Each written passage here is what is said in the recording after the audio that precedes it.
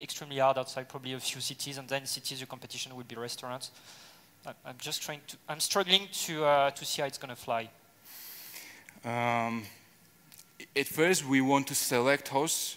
If I understand correctly, at first we want to select hosts in which we believe for the initial stage to provide the quality service and to make user acquisition, and then of course adding new guests, adding new hosts will be managed by reviews and our invisible customers, and with the trainings we'll improve the quality. So you mentioned EatWith, right? Yes.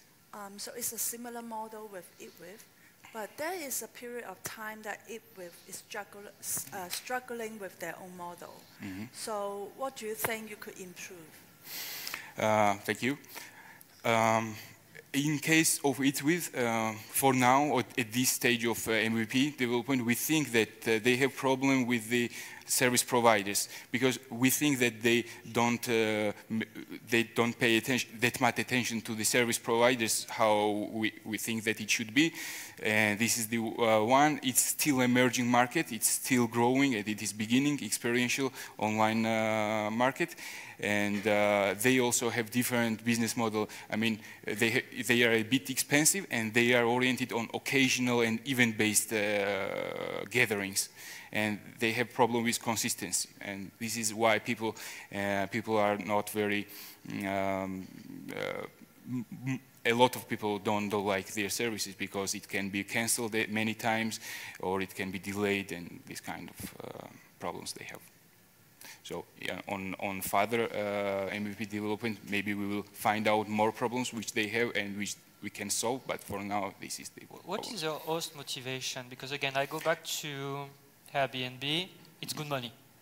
Let's put it frankly, especially for example in Paris, people love to rent their flat because they make much more than if they were renting to 6 months, 1 year. In the case of your house who's preparing food, you say $25, you take out your cut, which is $7, that leaves to $18. There's going to be cost of sourcing good food, preparing the food, the time they're going to involve. I mean, they're not going to make a lot of money doing it. So you might have people who enjoy having people on board, but I'm just wondering what will be the long-lasting motivation for people to do it. These numbers, I mean, $25 is only on Georgian market, so our average fee is much less than in Europe or other countries, and in other countries it will be much higher. And for them, of services, and they have more motivation to generate money, to make additional income, and yeah. That's interesting. Yes. You did a calculation, I think, where you said you can fairly assume to get 5% of the served available market with this offering. And I'm not trying to be, as we say, smart, but who will be the people that get 95% of the market? In other words, what's your sustainable competitive advantage? To me, the technology already exists. Platforms already exist. I would think that getting to market first would be a big advantage. So why are you going to spend so much time developing technology that already exists that you may be able to license? And I wonder if you can comment on that. Yeah, we have 2% of market share. The 5% was the conversion rate from our targeted audience. Right. And we plan to take this 2% for the initial stage, and plus we don't have competitors yet on Georgian market and on the regional market. And we believe that we have a bit different business model and a bit different approach, because our competitors, they are oriented on big cities and in cosmopolitan cities, and we are oriented in rural areas and on emerging markets, which is also advantage because millennials, our target audience, they love to travel in emerging countries, and they love to take experiences, very authentic experiences, and this you can get only in the rural areas and in emerging markets. Also, how are you going to go about the collection of your fees from these rural countries, areas, families? We will collect fees directly from our platform. So I mean, you pay at first, and then you go for the experience. Through the platform I'm sorry? You pay only through the platform? Yes, yes, yes.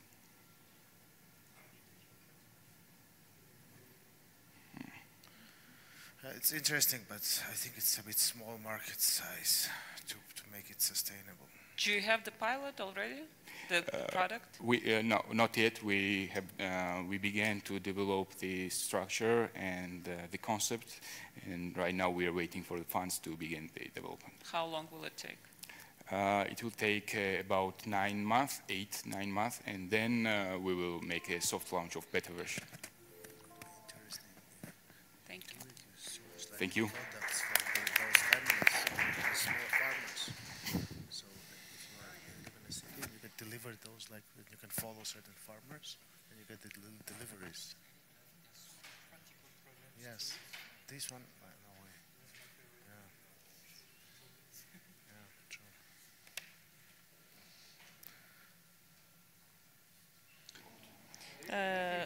ჩვეულებრივად აქეთ იკითხა. შევდივართ ხო? შევდივართ. Sorry? I don't know. Is it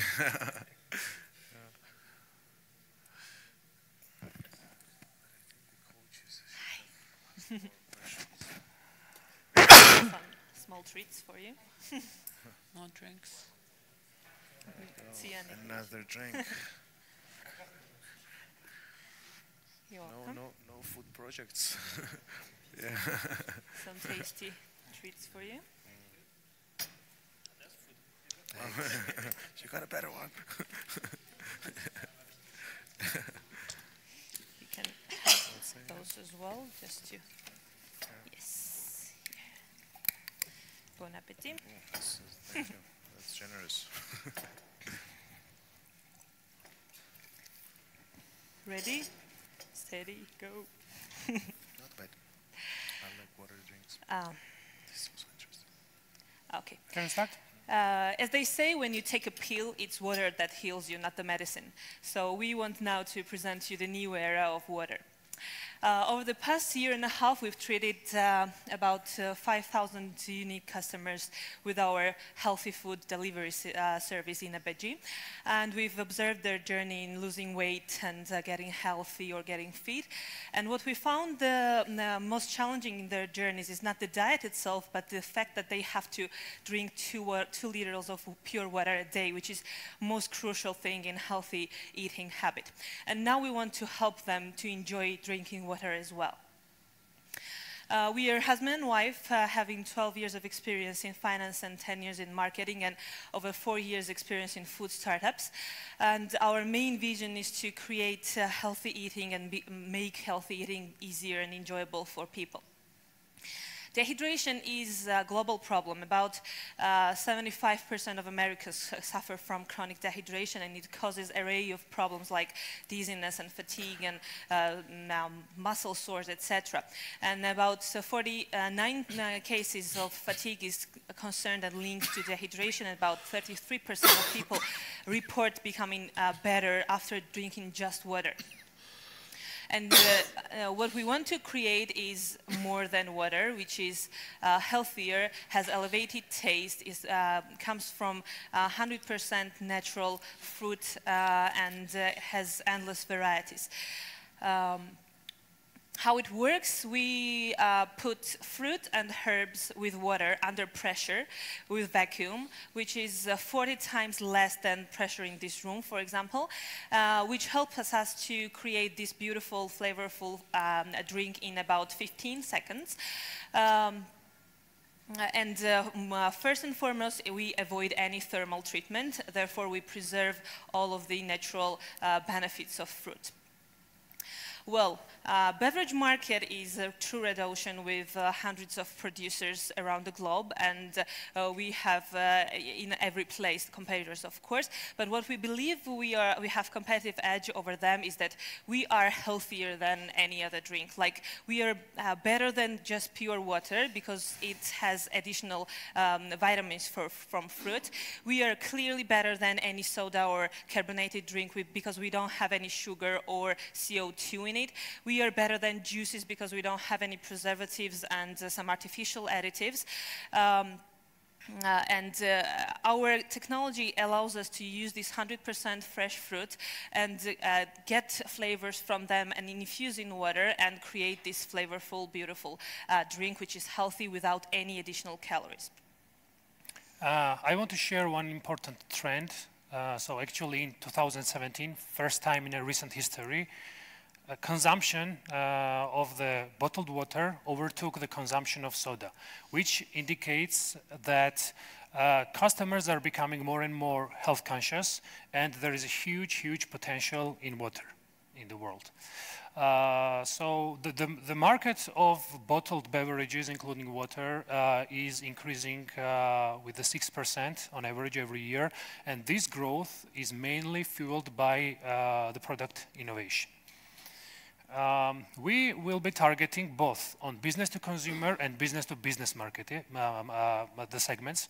As Marita mentioned, we already have the existing online platform in EBG where we sell online diet subscriptions. And first of all, we will be using this channel to sell this product via our website. We are also targeting to place the vending machines in highly populated areas and streets with a high traffic, like touristic locations and boulevards and lakes and so on. And we do already have an existing distribution network, our own, and we also cooperate with other distributors who will make this project happen. We see tremendous potential in business-to-business segment. We already started negotiations with the boutique hotels who want to place our product in their room as a complimentary water instead of the regular water what they put now. And spas, gyms, yoga centers are nice places for our products, since these are the places which is visited by health-conscious people. And we already closed the negotiations with one of the Georgian fitness center, SNAP, and our product entered in their fridges around 4 days ago, 5 days ago. And we also think that big offices who have more than 100 employees is a great target for us, because such offices conduct up to 10 meetings every day, and the water is their part of life. During the meeting, they consume a lot of water. As for the timeline and where do we stand, so we already completed the customer validation in 2018, and now around 1 week ago, we already started to test sell this product, and we have a great results from the customer feedback. In the beginning, we started to include this product as part of our subscription diet for free, but then we saw a huge potential in it, and from the customer feedback, we saw that it has a separate potential, and we now started to sell it as a separate product. So if we receive the grant, we will have a full-scale launch by the end of this year. A couple of words about the funding. We need funds to purchase equipment to scale the production. We need to purchase the plastic bottle molds in order to have our own packaging. And we will be spending around 25% of our funds also in marketing, and around 22% in inventory to make this happen. We are ready for your questions, basically.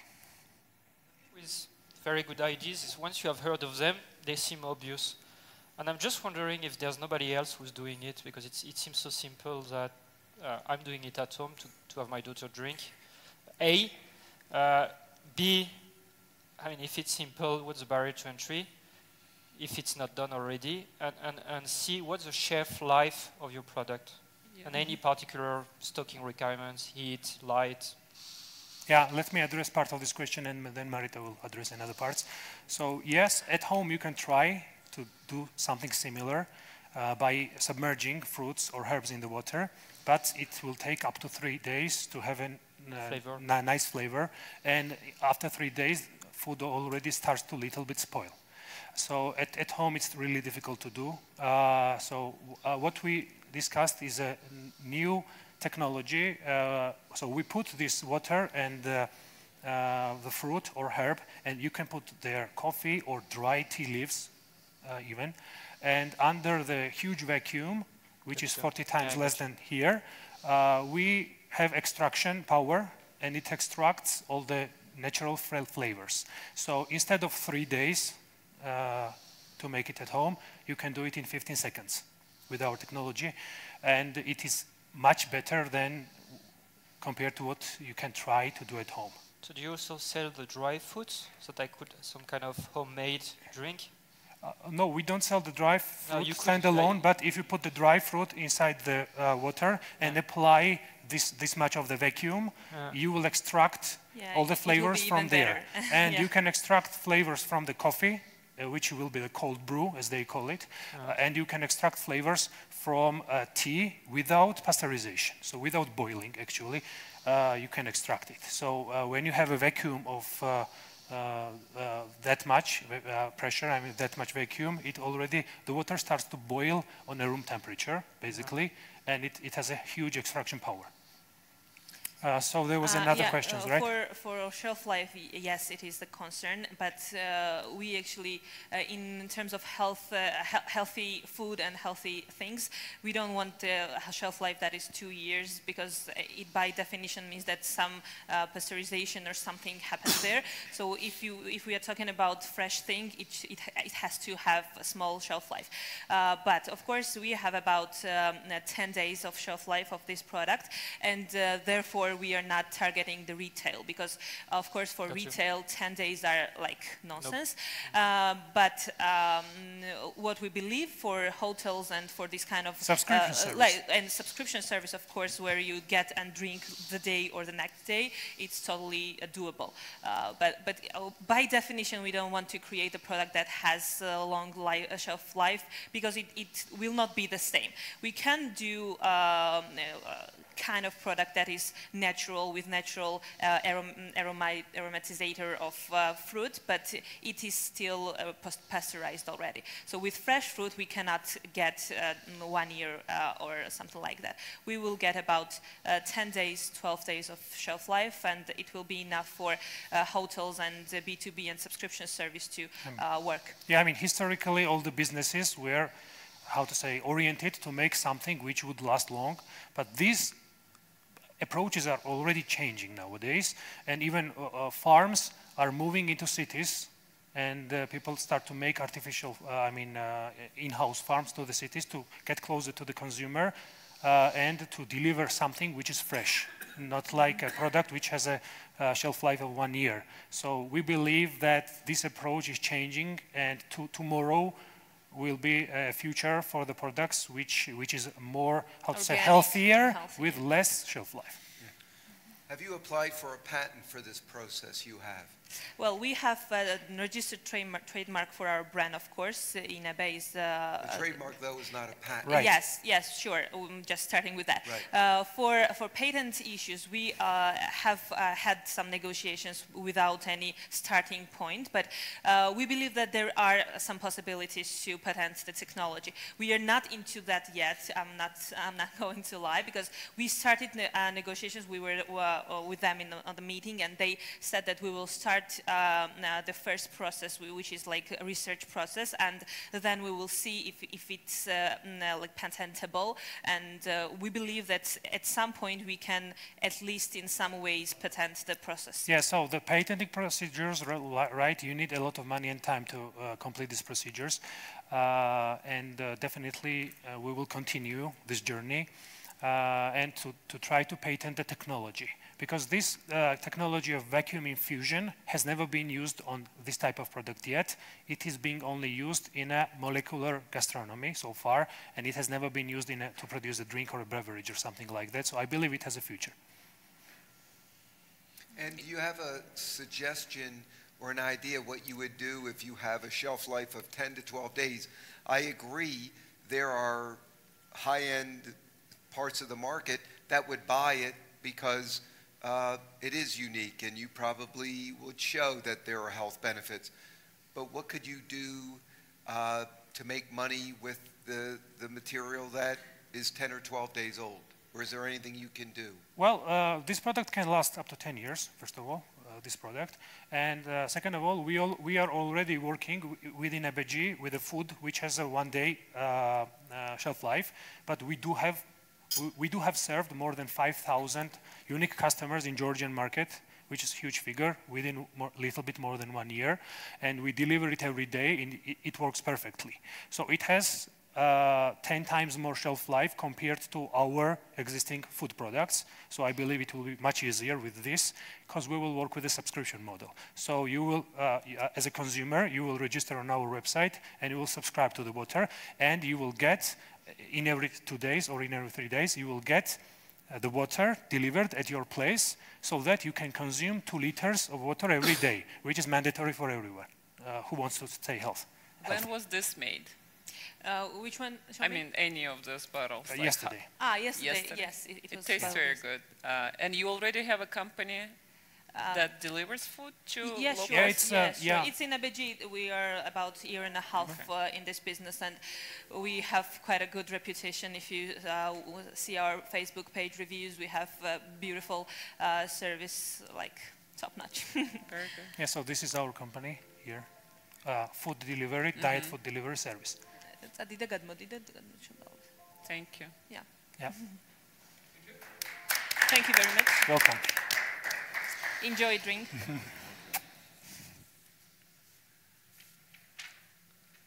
like it. Did you try? Yeah. I like it. Thank you.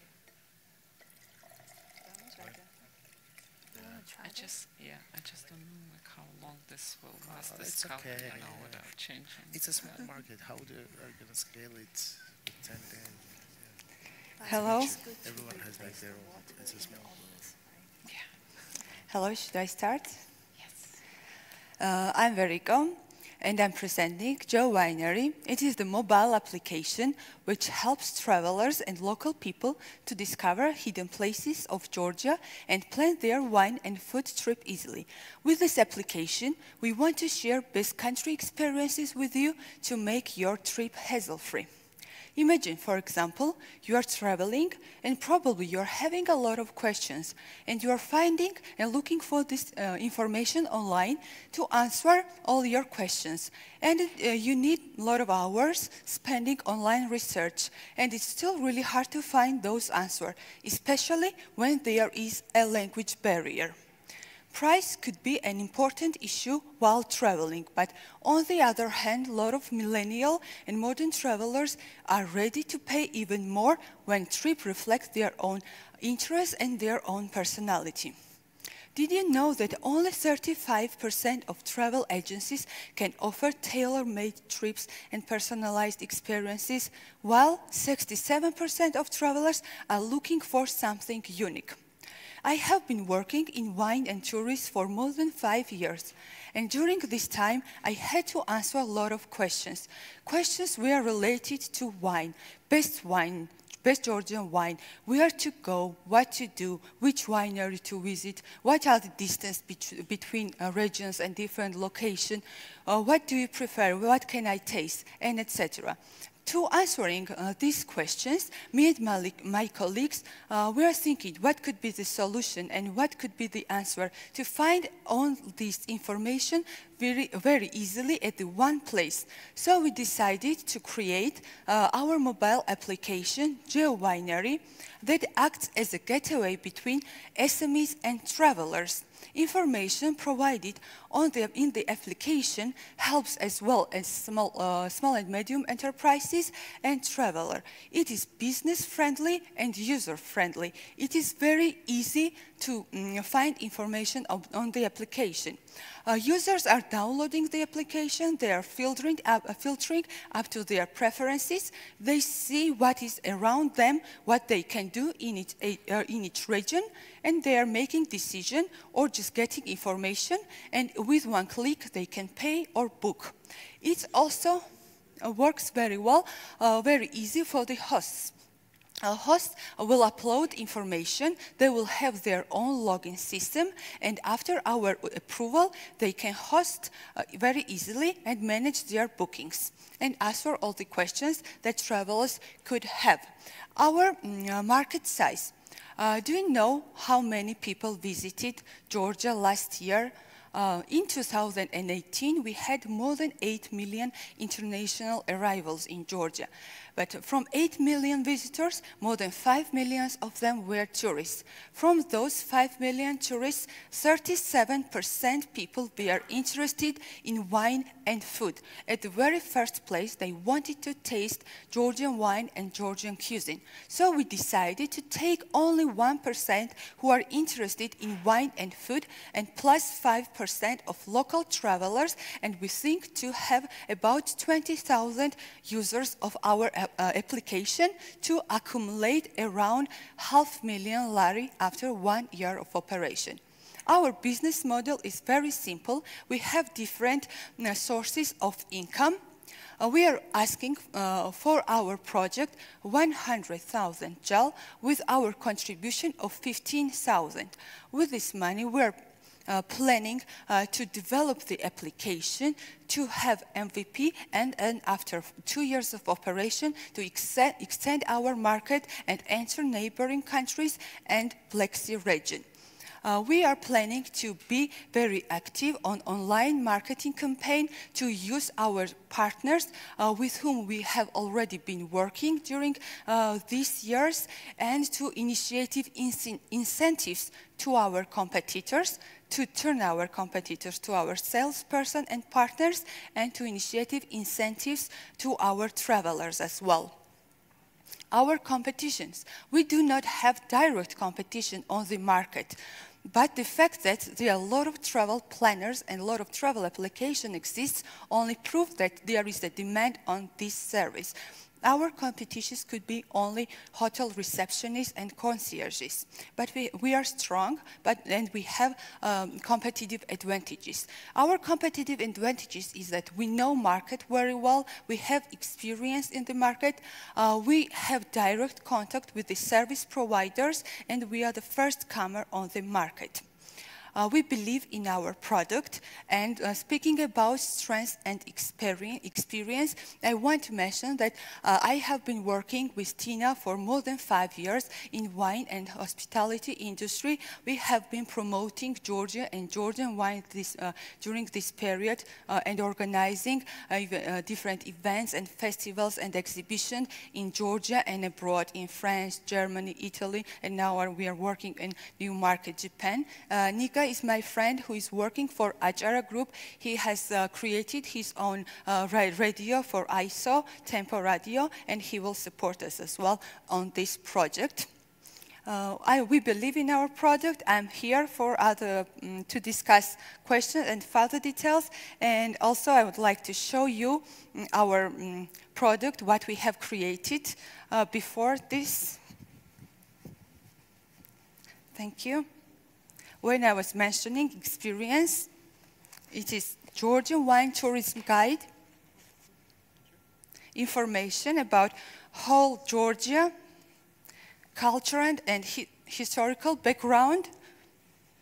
There are wineries, restaurants, hotels, and everything that tourists could be interested in to do in Georgia. And this product was unique at the very first place because it has QR codes, and with the QR codes, people could easily travel around. And now we want to develop this product and have on mobile application. Thank you.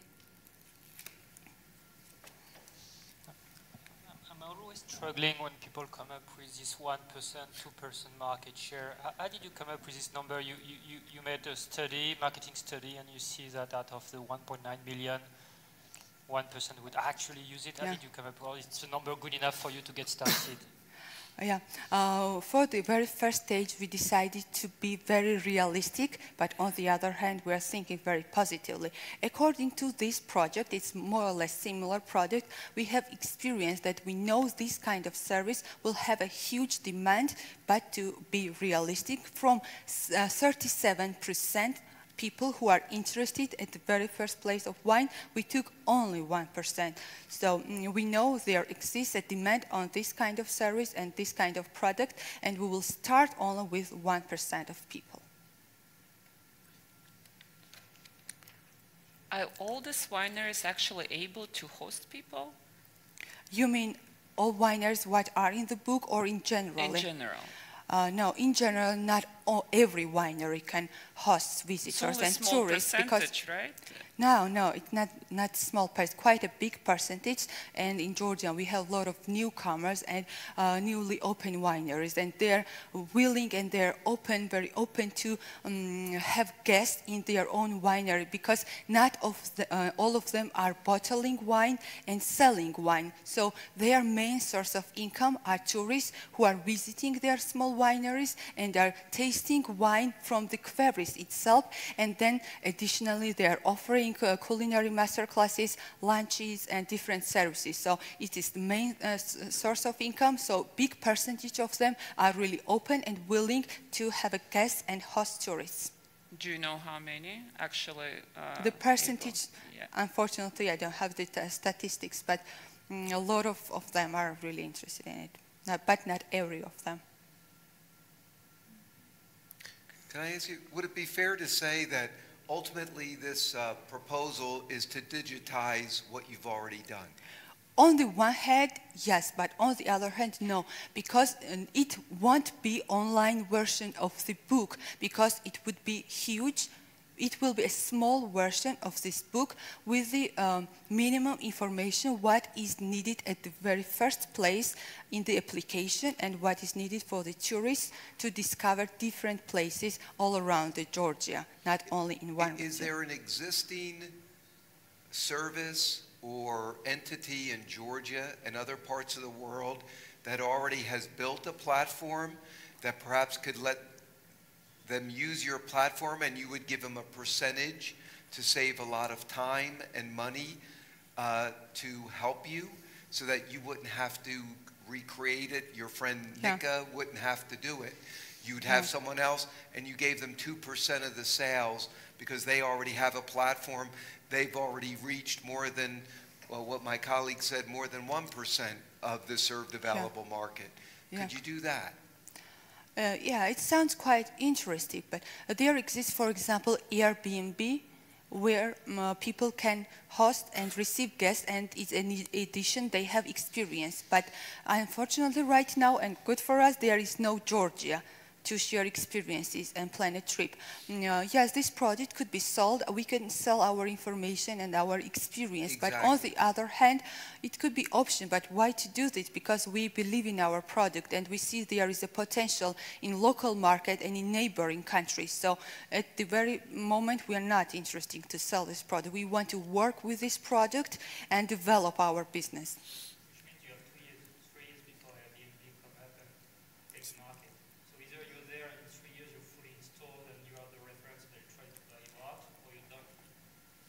Speaking about Airbnb, probably you know the story that when they were starting, they were asking for only $150,000 and they were rejected from 7 investors. But now the company values more than $25 billion. So we are really believing in our product. I want to ask, what would be your expansion strategy? Are you continue to focus on the winery experience in other countries? Okay, sorry, can you please repeat once again? So your expansion will be focusing on similar offering? Yes, similar offering, but and expand to other countries? Yes, exactly. It will be mainly focused on wine experience, visiting wineries and tasting wine, but on the other hand, there will be information about restaurants, hostels, hotels, and every kind of service that could be interested to tourists. And speaking about entering new market, we want to enter Armenian, Azerbaijan market and Black Sea regions, because a lot of people coming from, for example, from Europe or from USA, they are combining this trip to Caucasian region and they are visiting the different countries at the same period. So we could do it on the one application together. So for the future, would you consider, apart from providing the winery experience, also expand to the mobile commerce space? Like if the tourists visit a winery and then maybe after they left in the future, they will be interested to order some of the wine from the winery. Yes, they can later continue working with the winery and really have a relationship with the places that they have visited. Also, our application will have opportunity to write feedback and reviews, so other people could see what is your feedback after you're visiting this winery, for example. So would you facilitate that? We facilitate the feedback and the service, and to help tourists and wineries to communicate with each other, and afterwards they can do it on their own. Further relationship, I mean. So now actually Google is doing a lot of user-generated content as feedbacks and also as like direct answers to several questions. So it will definitely be moving into this direction. More and more of these rural and maybe not so popular destinations will become available to any consumer. Why would anyone pay for your app, and how are you making sure that your content stays always up to date and relevant, while user-generated content would always be ahead of the game? Yeah, we have experience working with wineries, and we already know a lot of service providers, and we continue to have very active contact with them. And that's the problem. You are trying to do with a small team of people to control every winery and be up to date on everything, while the content is generated by wineries or by the tourists themselves. It's always like alive. It's like Wikipedia versus the Oxford or British Encyclopedia, right? Yeah, we have to be very active to update all the information what will be provided in our application. And so how many people do you need to have to keep this all up to date, and you need to pay for the paid salaries, right? From the very beginning, the team of three persons could be enough, because we already have some data and some contact. But in the future, for sure, we would need some other people to help us to develop our application. Yeah, additional sources. Thank you. Thank you.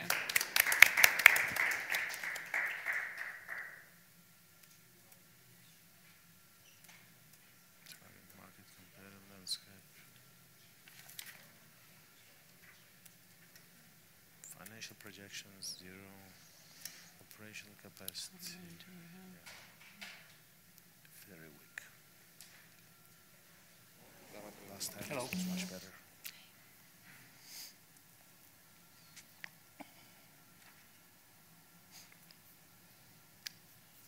Can we start? Okay. Hello, my name is Shota. I'm the co-founder and CEO of Optio AI, the first and so far only startup from Georgia accelerated by Techstars. We bring innovation to the financial sector. And today I'm introducing one of our products, Optio Discovery, a new way of customer spending analysis for the banks. During the last decades, we as customers have dramatically changed. Today, technology defines the way how we think, our expectations, habits, and overall the way how we live. And this created a huge opportunities in different industries, including financial industry. That's why we see the rise of digital banks, which are providing the same service, but with a superior customer experience. And not only the fintechs, but also non-financial companies today are offering financial products to their customers as a value-added service. So today, in this new reality, traditional banks have to compete not only with each other, but with the growing number of fintech companies and also non-financial tech giants. And still in this competition, banks have one huge advantage: the historical financial data they were collecting for decades. This data, if analyzed correctly, can help them to transform from traditional product-centric companies into customer-centric businesses. And turns out that the key to this process is customer spending analysis. But the way how it's done today is not very efficient. A very strange list of hundreds of codes called MCC codes, created 20 years ago and never actually linked to actual customer spending behavior, is still used. And the results, here we go. This is my actual transaction category breakdown from the best bank in Georgia, which is very digital oriented, and you still see that 1/3 of my transactions are uncategorized. And believe me, another 2/3 where we have categorization, still it's questionable about the quality of the categorization. Now my question is, if the best bank in Georgia can't do better than this, how small and medium banks can compete and understand their customers? That's why we created Optio Discovery, an AI-powered cloud-based service for customer spending analysis for the banks. Instead of using MCC codes, we are using machine learning to analyze the descriptions of the transactions, extract the merchant information, and then using our cloud-based service, knowledge share service, assign correct category to each and every transaction. And as this is the cloud platform, more banks are connected, higher its efficiency and smarter it becomes. So thanks to Optio Discovery, this turns into this. 95% of transactions categorized with highest precision possible. We are a global company, still we are starting from Georgia. We already have 1 paying customer in Georgia, and we are targeting to take at least half of the Georgian market. Then we are looking for the regional market, and then most probably to European market. Our business model is very straightforward. We charge for starting from 10,000 USD for the implementation, and then subscription fee, monthly subscription starting from 2,500 USD. Based on that, we target that from the point where we go live, in 1 year we will connect 5 banks to our platform, process around 5 million transactions per month, and hit the 35K MRR. A few words about competitors. Banks are our natural competitors, but as you have seen, they are not very good in that. And also, if they will directly copy the technology, the knowledge that our platform will have, because it's sharing information, will always outperform any single bank. And the other fintech companies who are trying to do the same, they are good, but still they are very dependent on the MCC codes. And we have naturally gained knowledge and machine learning models and some time which you just can't skip when you are working in this area. The sales strategy is pretty simple. In Georgia, we have really good network in the banking industry. So here we do direct sales, and outside Georgia, we do partnerships with other financial companies and fintechs and cross-sell with them our product. And thanks to Techstars network, as we are part of it, it opens up a lot of doors globally for us. Now, to achieve all this, we need solid execution. Optio AI so far now is a team of 6. Me and George, we are co-founders of the company. We're childhood friends. We have past successful experience of doing business together. George is a retail banking expert, spent more than 10 years in biggest Georgian banks, and I have more than 12 years of experience in delivering enterprise-grade software solutions to Georgian market. And other team members are one of the best in their field in Georgia. We started in 2016 with slightly different idea. We got first investment from Startup Georgia. It was a personal finance assistant for millennials. We built the prototype. We went to Startup Yard, which is one of the best accelerators in Central and Eastern Europe. From there, we became first ever Georgian startup accelerated by Techstars and decided to switch from B2C to B2B and break our solution into different products and offer to the banking industry. Right now, we have first paying customer, TerraBank, with whom we already have implemented first version of our product, which is non-cloud version. And we have 3 more banks waiting for the cloud versions. And yesterday, by the way, we got yes from one very important bank in Georgia, which is ready to start implementation. In 2019, our goal is to make Optio AI fully cloud version, bring it to the cloud, add more automatization, and unleash full potential of AI. And then connect 3 more banks to the platform. For this, we need additional support, financial support, in 100,000 Georgian lari. We believe that customer understanding is the future of the retail banking. And Optio Discovery is the first step in that journey. We are Optio AI. We bring innovation to the banking industry. Thank you very much. Thanks very much. I'd like to share 2 quick stories for you, and you tell me why this won't happen to you. Thank you. I'm a laser physicist by background that went to business school, and I love technology. And I ran a nanotechnology company. And I don't know how much you know about nanotechnology, but I learned we actually sold the companies. I broke it up in pieces. We were very successful, but we were an oddity because I learned that people didn't care about nanotechnology. They just wanted to know how did it help for their particular application, was it lower price, etc. People around the world, particularly millennials, young people are very interested in technology. So people didn't care if it was called nanotechnology, gobbledygookology, or zoology, as long as it solved a problem that they had that could be solved before. I run 2 companies on Wall Street. I turn around companies. One of the biggest words you hear or phrases, blockchain, blockchain. It was so pervasive over the last year on Wall Street that the SEC and FINRA, the regulators of Wall Street, were so concerned because every company seemed to be putting out a press release about blockchain was this. Again, people didn't care about blockchain. It just became fuzz. You're young, I'm old. When I went to school at MIT and Harvard, they were talking about AI, okay? I'm in my 60s. AI, I smile when I hear it because it's just the same story I just told you. So forget about AI. What are you going to do to make these banks come to partner with you? Because you're right, they have the data. It's very precious to them. What is it besides AI that is going to enable you to be successful? Thank you very much. That's one of the best questions anyone ever asked me about our product. The thing is, yeah, let's forget for a moment about the AI and let's focus on the problem. And the funny thing is that how we came to this idea, because if you take this idea apart, it's a very boring thing to build and boring thing to do. No one likes to, dig inside the data and look there for something, So the idea is that, as I mentioned, we started with completely different product. It was our passion to build millennial targeted personal finance assistant in the chatbot, which again are some buzzword, chatbot, AI, blah, blah, blah.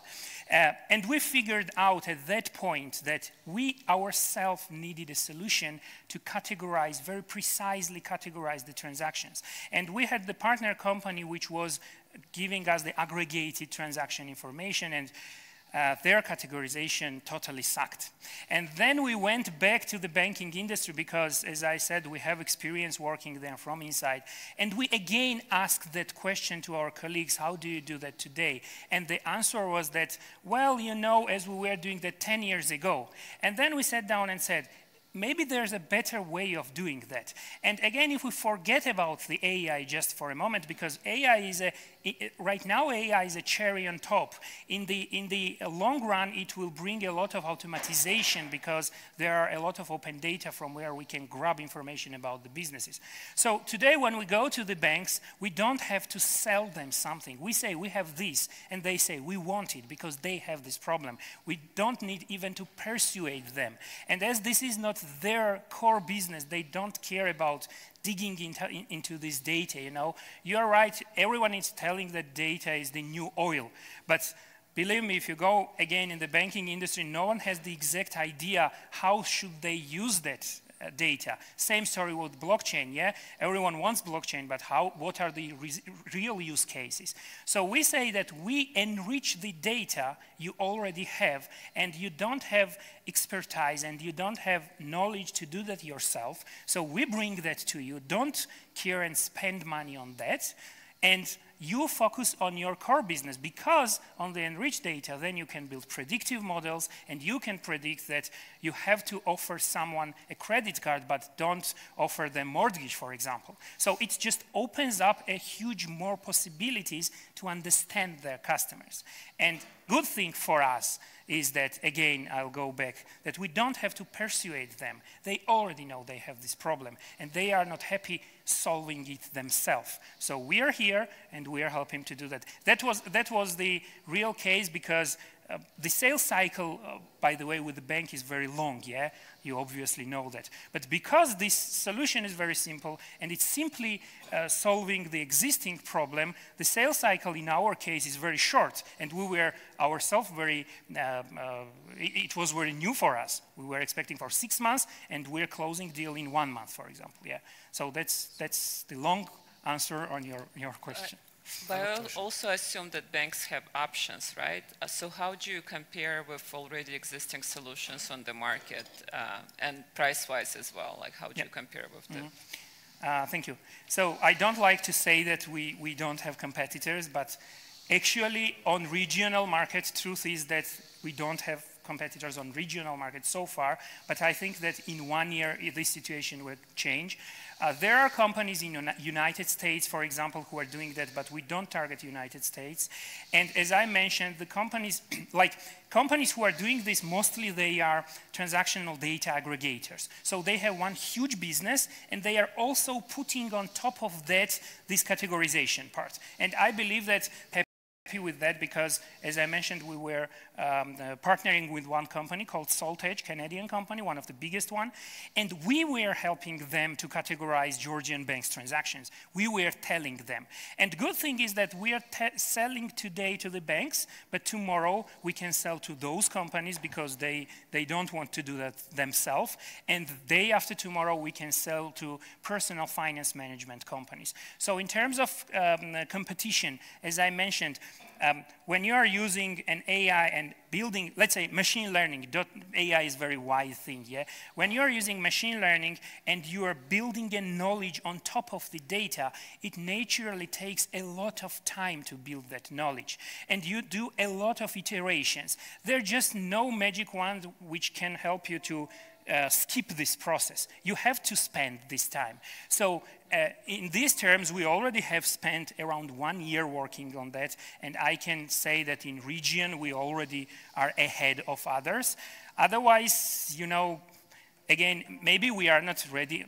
I believe we are not ready to compete in US markets. That's why we are not looking at that market. We still have huge markets regionally, in the Asian market, in the European market, and so far. So being first on the market is important. Still missing, I mean, you touched on the answer, but I'm still missing the so what. I mean, I have data as a bank. I know where they spend the money, so what?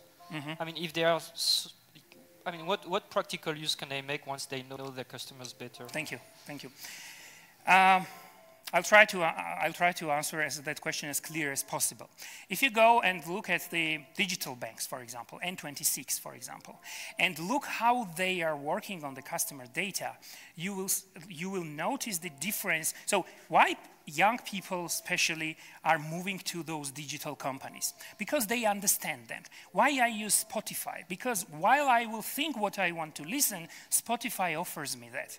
And this is copying step by step in different industries. But financial industry historically was always very slow. So it's a tool to upsell to their clients. Based on better knowledge of their habits and... Yes, to help them to understand their clients' spending habits and use that in a way they need it. Got you now. Okay. Thank you. I want to ask, so do you provide the insights according to the bank's request? Or you have Sorry? Do you provide the machine learning insight according to the bank's request, tailor-made for them? Or you have a set of insights that you offer to every bank? So, as I mentioned, Optio Discovery is one of our products, and it's specifically targeting only data enrichment part, because there are banks who want just to enrich the data, and on top of that, they build their own use their analytical tools. Some of them have big analytical insight services and all that stuff, yeah? On the other side, if the bank doesn't have such resources, we have another product that we cross-sell with this product, yeah? So when we sell Optio Discovery, if they want also to have the holistic analytical view, then we offer another product where they, from the bank side, see the customer segmentation, see where their customers spend money, which is the most popular merchant in their bank, and so on and so forth.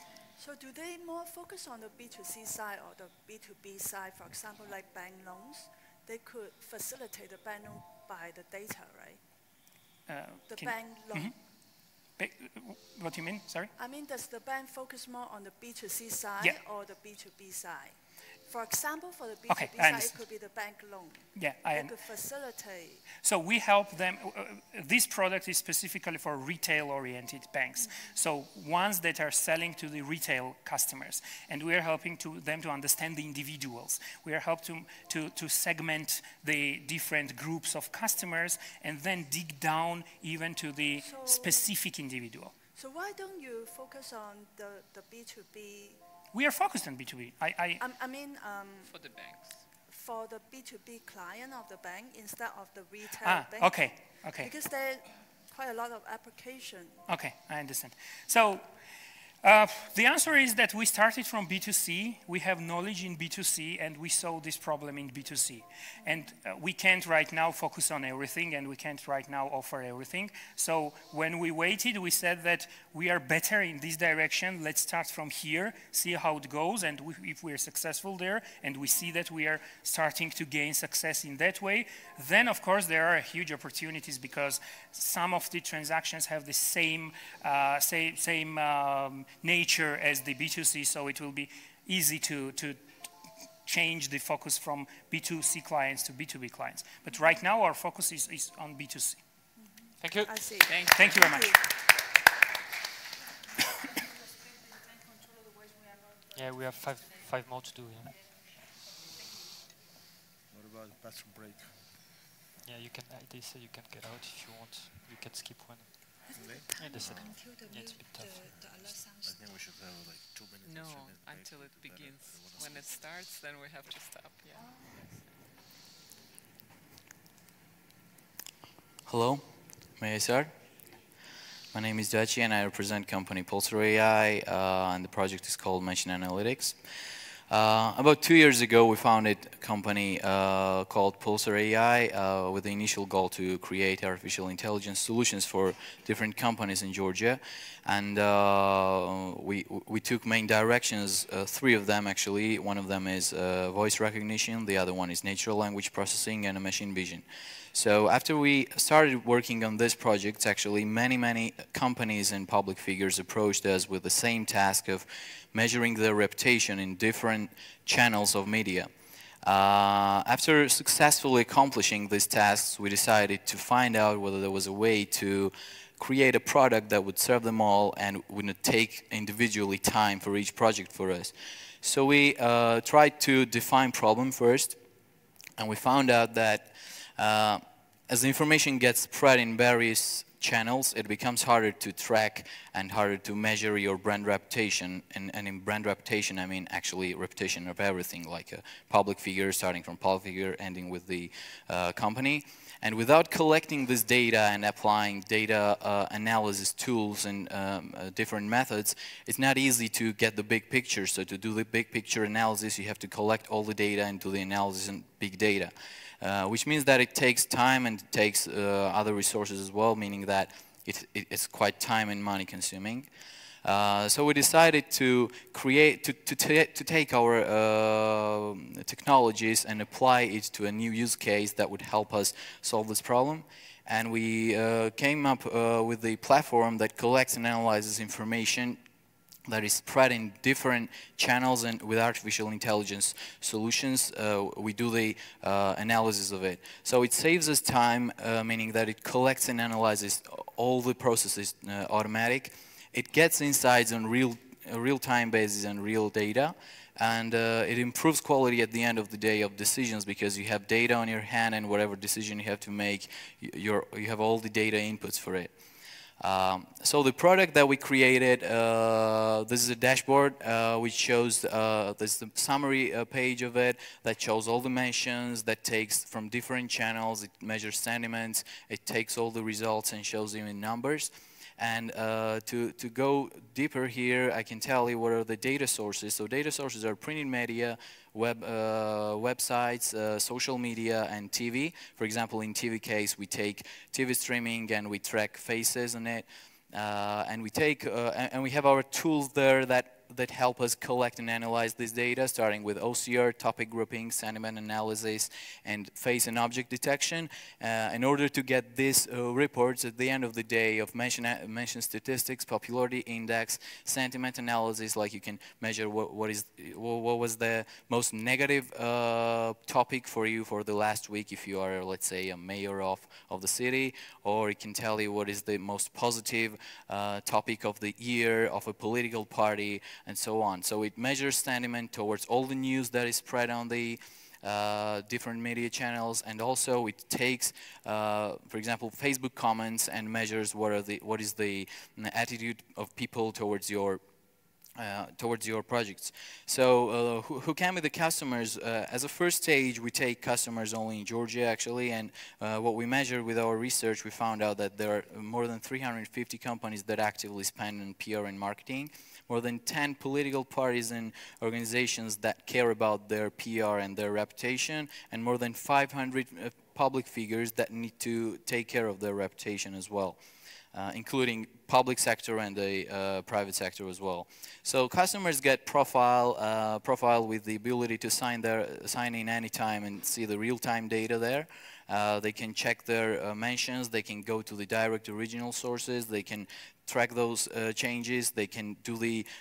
They can also see TV ratings. For example, when we show them that they appeared on a TV, we tell them how many people watched actually that moment on the TV in whole Georgia based on TV ratings that we integrate in our platform. And we give them also the mentions video library to them. So business model is quite simple. We charge them on a subscription basis. The minimal package is 900 lari, and we collect this money from each customer. And if we're able to get 10% of this market that we're targeting for our first year, we're going to have about million lari projected revenue for 2020.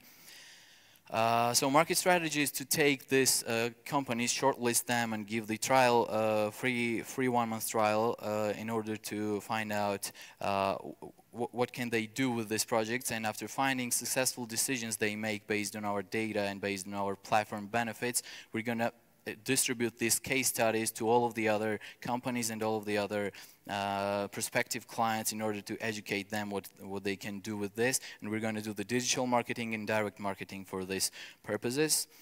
Competition is actually, we don't really have a direct competitor here because no platform does this as a real-time, on real-time basis. The traditional media monitoring practices only offer you data, only offer you analysis that comes quite late after all the things are happened, and in this case, decision is quite late already. So we need to be on time, and this real-time platform does this job for you. So to take the competitive advantage, it's the bigger the data becomes, it's not a problem for us. It's actually more accurate for us. AI automation works starting from collecting data, ending with the analyzing, and ease of use because you don't really have to know anything in a tech terms. Advanced analysis helps us to take this topic grouping, sentiment analysis, and other analysis that are applied to this big data jobs. You can do the setup pretty fast because it's like you do the online onboarding. You don't have to do the B2B connection with us or anything. You just can do onboarding process totally online, and we do the multi-channel tracking also real-time basis. The team behind us, there are actually many brilliant people who are working there, but just these three people are, it's me, CEO of the company, Lika works as an operations head, and Zal is the CDO of the company, and we run this project. And what we asked for is 112,000 investment to finalize the product and execute sales for our first year. That will take us to those 95 clients that we need to get on our 13th month, monthly revenue 85K. Thank you. Because I think this is brilliant. This is good. I think you're onto something. Would it be fair to say that you are doing for the stock markets what people, I mean, you're bringing stock market pricing to individual brand management? I am a TV star. I want to see how my last program did. I log on your website. I see the ranking. I see what people said about me. Yeah, so So let's say you made an announcement today, and you want to know how it was covered by media and how it was covered by social media and what people said about you. So you're going to have all the measurements there, and you're going to see like what was the what channel said this in a positive manner, what channel said this in a negative manner, what was the overall sentiment of this, and also I see two things. A, it become addictive. The sample, they test real life, they see how it works. I mean, you know, something happened a couple of days ago, you're already losing the competition there. So by having the real-time data and by seeing that negative comments are accumulating about a topic that you said right now, you can already change and you can already have a winning point there. Yep. So if we take it one step further, if I'm a politician and there's a hot topic about whether we should legalize cannabis in Georgia or something, can you tell me what the people want? Yeah, that's the case. So it's not feedback on my actual opinion or my TV program. Yeah, sure. That's the actual case. For example, let me go to the previous slide. That's brilliant. Yeah, so actually this is the real profile that we track of the mayor of the city, and while there were elections for this for the mayoral elections in 2017, we applied pretty much the same technologies that we had to predict the actual results of what could be.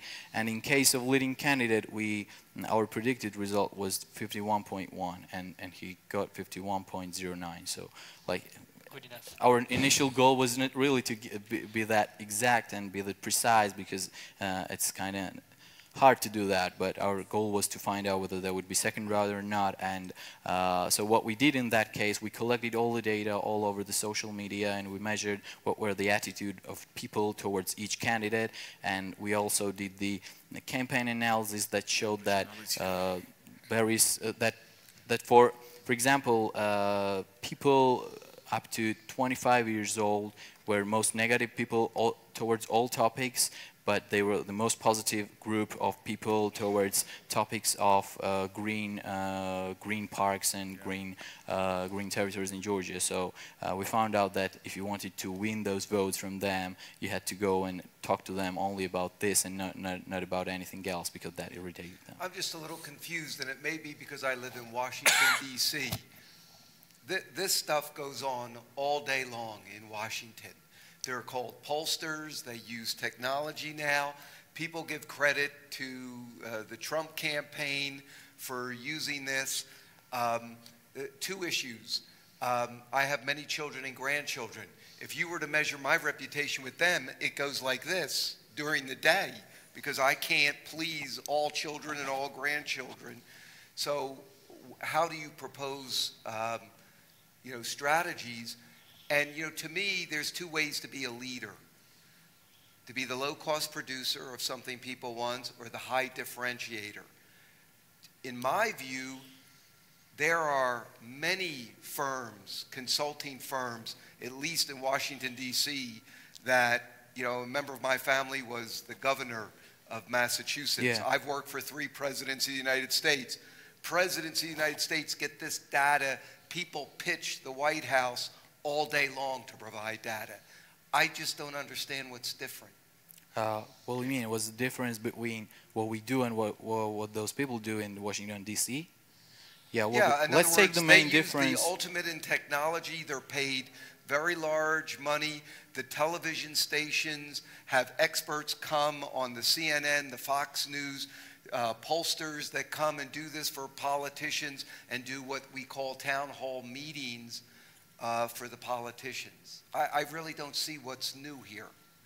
Well, what he described is not a platform, I guess. It's a whole process of many people working on the same topic, right? So what this gives is they use technology platforms. They use polling, and they come out with amalgamated reputations of politicians. And the whole election cycle in the United States is based on, people love elections in the Washington, D.C., especially the consultants, because the candidates hire these people all day long for big dollars. Okay, so first we can go to the cost-effective way. Right. So hiring people for, and actually I guess they hire not all the companies and not all the candidates hire people like that, because it's not affordable all the time, right? So what this does is you just pay for a subscription and you have an access to all the real-time data that's happening around you or around your brand or around your political party or your organization and so on. So this doesn't need to hire anyone else. This is all done by the algorithms and by the tech that we own, and the whole process is carried out with the technology. So every time you can sign in and you can get the real-time data and real-time analysis on this without hiring anyone else. And this is affordable first, and this is fast, and this is whenever you have the demand of it, you can use it. So you can have it all year round and not hire only during the elections. I can go to the internet now and pretty much type anyone's name. It's called reputation.com. Yeah. And it changes day to day. How are you different? I don't have to pay anything to do it, because I check people out all the time that talk to me about business opportunities, and I don't use it as a religion, but if I see someone that has close to a 0 over a month's time period, it makes me investigate more. Then we disagree with the main thing that organizations and political parties and other ones need media monitoring, right? Then they what?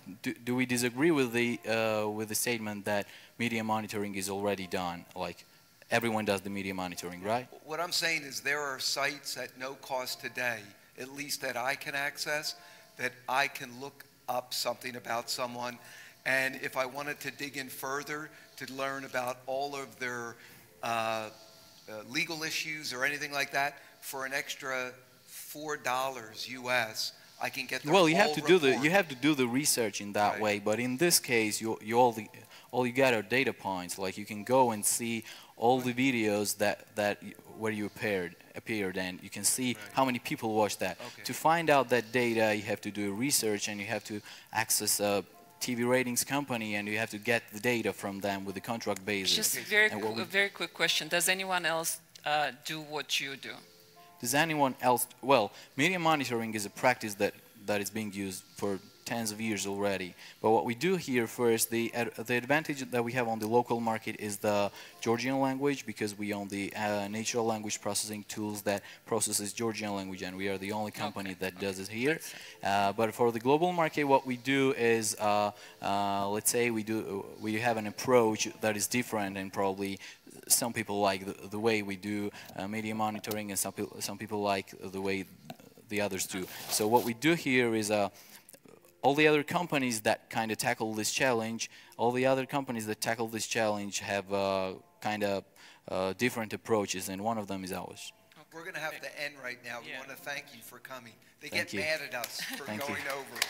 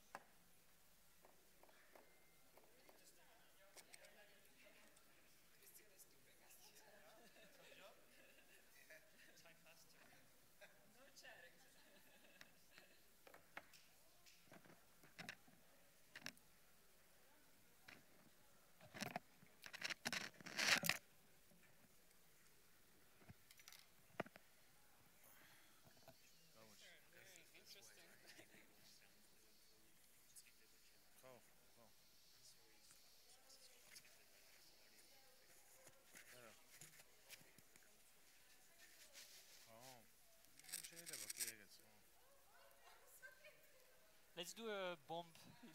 Photo bomb. Yeah, thank you.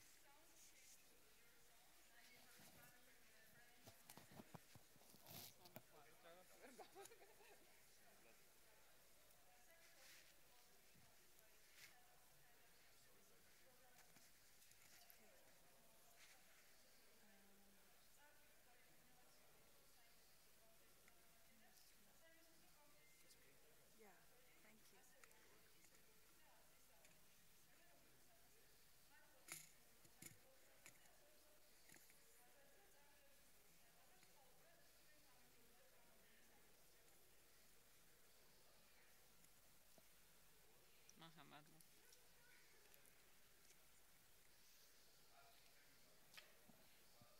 Do you know where I can find the video to the YouTube link? I like your glasses. Apparently it's live, Yeah. so that I send it. Do you know where I can find it? Play with it.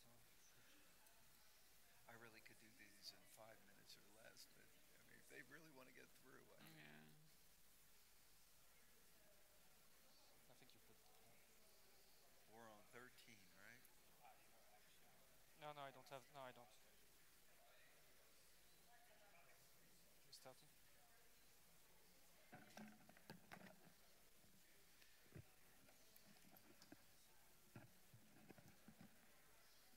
Yeah, what's I send you my email. What's your? Yeah. Here you go. გამორთო ხოლმე, ხო? სწორედ წაო ხოლმე.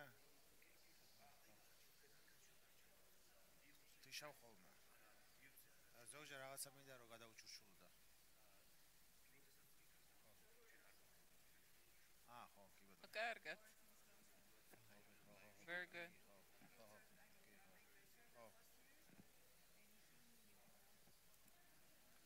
Well, we'll see. We'll see. Yeah. Okay. Couple of good ones. No? Ish. Martha. I have two companies I liked. No, I also need to complete. Are we there? I'm all set.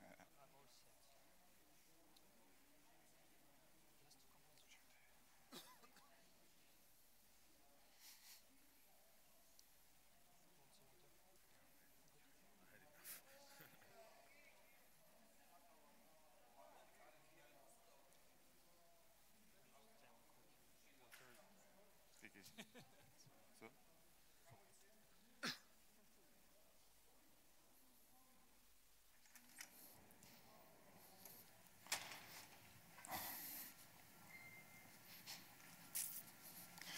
Hi everyone.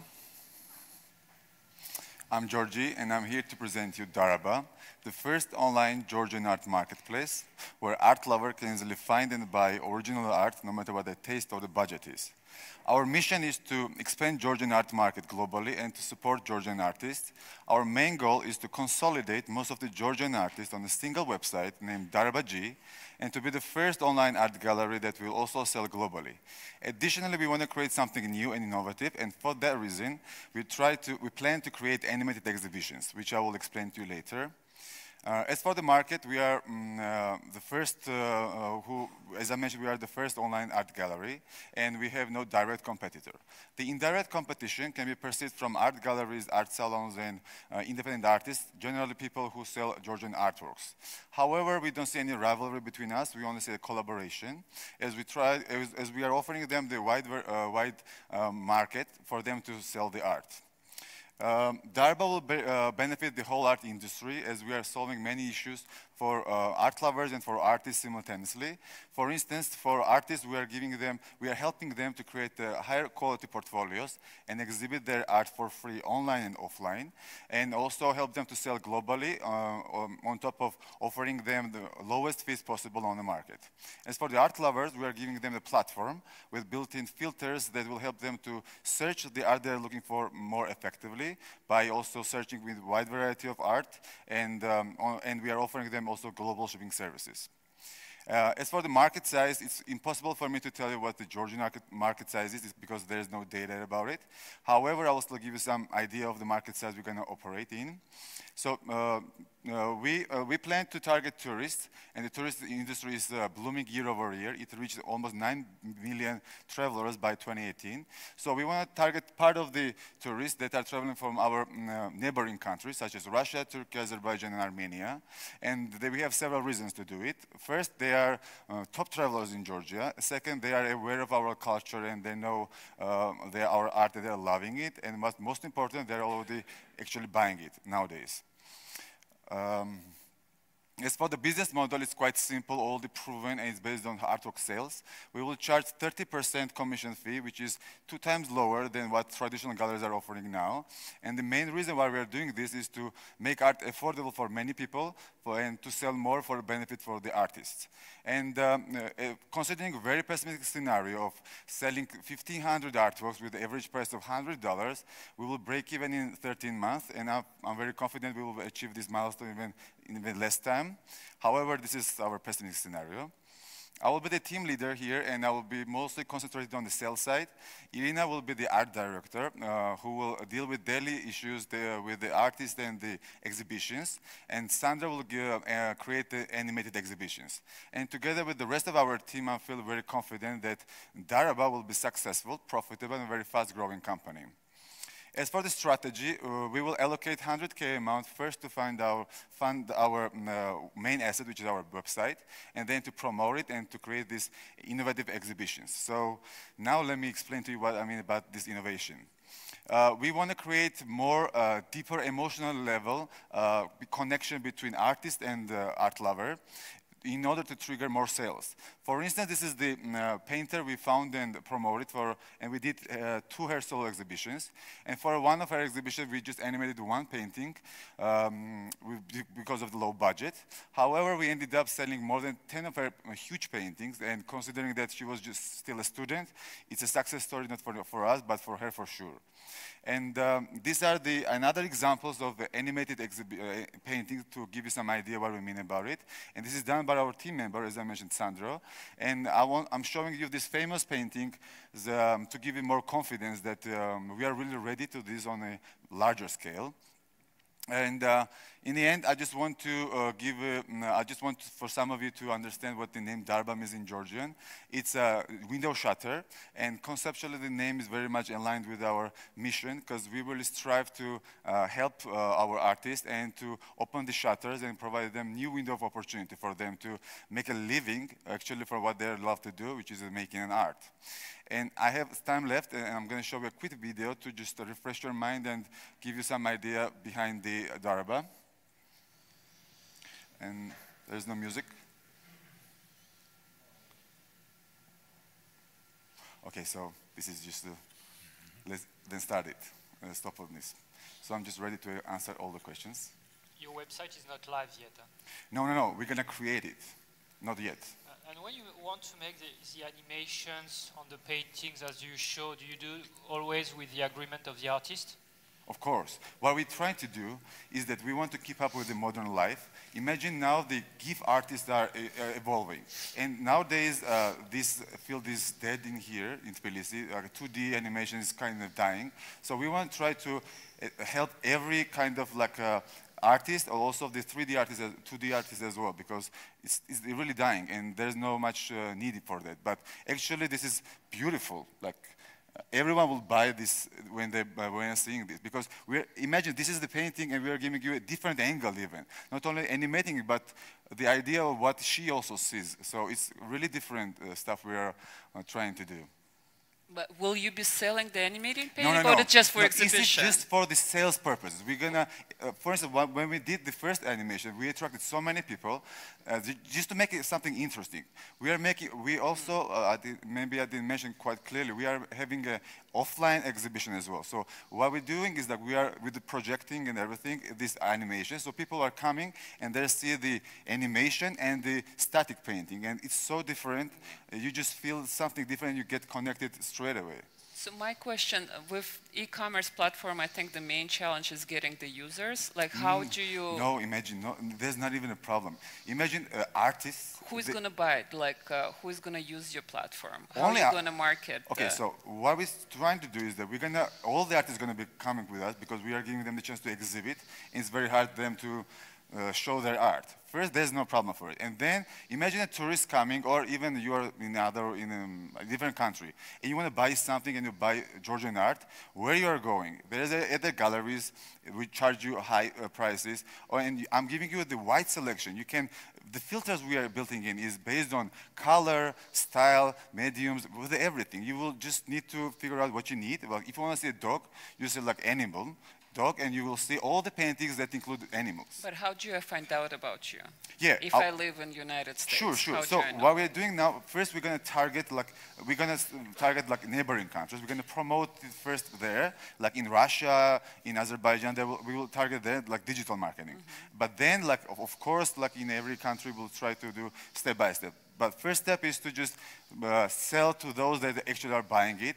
And also, it's less effort and cost efficient for us to promote there because we don't need to spend a lot of money explaining like, we are Georgia, we have good art, so they love it. So we're going to sell it. So the animation is for the marketing purpose, right? For the sales purpose and for the marketing. For instance, when we're going to make, in May, for instance, we plan to, there's the art fair going on, so we plan to be the first to exhibit there. And imagine the awareness and the media coverage, what we're going to do, because it's never been done in Georgia. I'm not sure, like, it's nothing new maybe in other countries, but nobody's done like permanently, like saying that we're going to do animated exhibitions, nobody's doing it in the world. We're just saying that we want to do this one because we love it, and also just to encourage our artists as well. Like they need their help. So you can probably reply a question which has been bothering people for 5 centuries. Yeah. What is Mona Lisa smiling at? Sorry. What is Mona Lisa smiling at? Yeah. So imagine Mona Lisa is going to smile differently, like mystically. It's nice, right? At what? Sorry. Smiling at what? I'm not sure, but it's you maybe, or I don't know. Maybe she's cynic, I don't know. Jokes apart, I mean, you say 30% is 2 times cheaper than what the market is charging. That's not my experience. I mean, every gallery I've bought paintings, it's around 20%. You know that. You know how they do it. So, for instance, where you go to, maybe in a different countries they're nice and good. But in Georgia, for instance, when you go and just to trade and you tell them that give me a discount, what they do is that they ask the artist to make a discount so that they charge have the same one because they're bad. So we are the good guys here. Everywhere. So, if they can charge we are not all. We are the Daraba. We want to do good. So we are supporting. This is our mission to support Georgians, and 30% commission is quite high for us.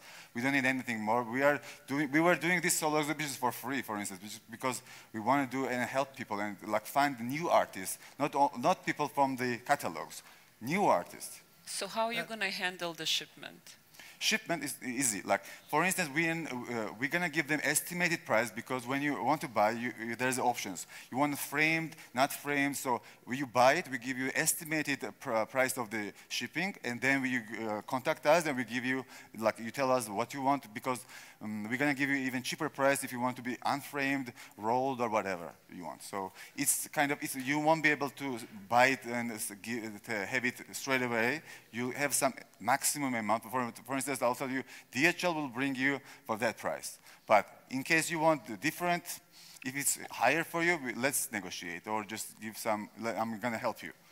Which is the thing, because I wanted to have painting delivered from Latvia to France, and you're easily in the 200, 300 euros range. If you want a proper framing, you don't want to have something into. It's very expensive. But you're selling 1,000, 1,500. It's so there's nothing. Yeah, which means the cost of shipping is a significant portion. Yeah, but of you know the how total they price. do? For instance, like you buy in Russia, then you plan to come and trip in Georgia. So I'm gonna keep it for you. You come, you go, you take it with you. For instance, there are many options that you can. If you want to buy it, if you're really into the painting, you're gonna pay for it. You have to. For sure, you're gonna pay for it. But like, I'm gonna give you the options to pay less.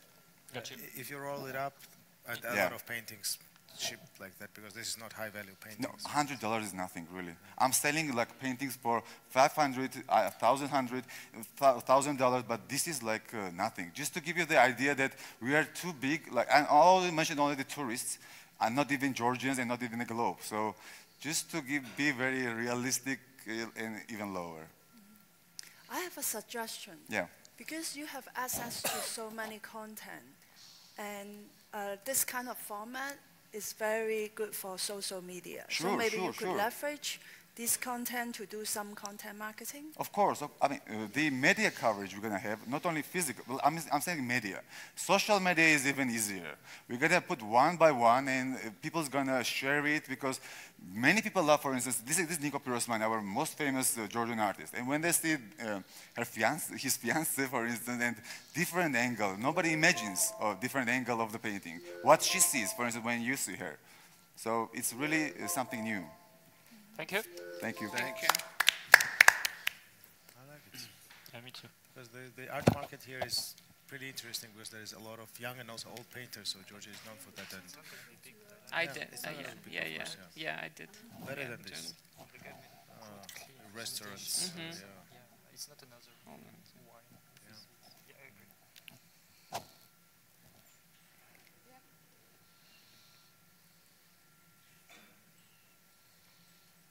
Another my employee, ex-employee, George. Hello, George. Another one you fired. Another one. Should we start? Good. Yeah. Hi, I'm Nina, and this is George, my husband, and we're going to talk about our company, Blue Tablet, today. I'm going to start, and George will take over. Our aim is to introduce Georgia to the world through traditional blue tablecloths. So what's the big deal about these blue tablecloths? They have a 400-year story. They've been granted UNESCO status of UNESCO Material Monument, and they express the Georgian spirit very well, because they are connected to Georgian food and wine. And according to the legend, the color blue was chosen to disguise the stains of Georgian red wines.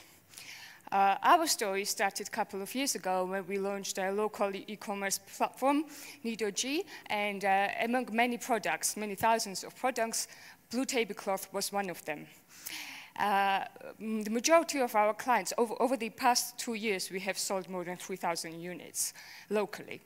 The majority of our clients were Georgians who bought these tablecloths for their non-Georgian friends as a way to introduce them to Georgia. And then what happened was that these foreign people kept calling us, and who received those as gifts, and kept calling us, asking us if they could buy more of this in different colors and sizes and different models. But our local e-commerce platform is for Georgia only. It doesn't even have English menu. We don't ship internationally. So to answer the demand, we launched online store with international capabilities, bluetabla.com. We obviously we received some international orders already. We launched about a month and a half ago, and we received some international orders already, and we have fulfilled them. We have the product, obviously, and what we would like to do as well is give financial incentive to local designers to develop the new designs, because what happened during the communist times is that the tradition was largely lost. So we would like local designers to go into museum archives and libraries and recreate the old designs as well as work on the new ones. So we want to give them revenue sharing opportunities.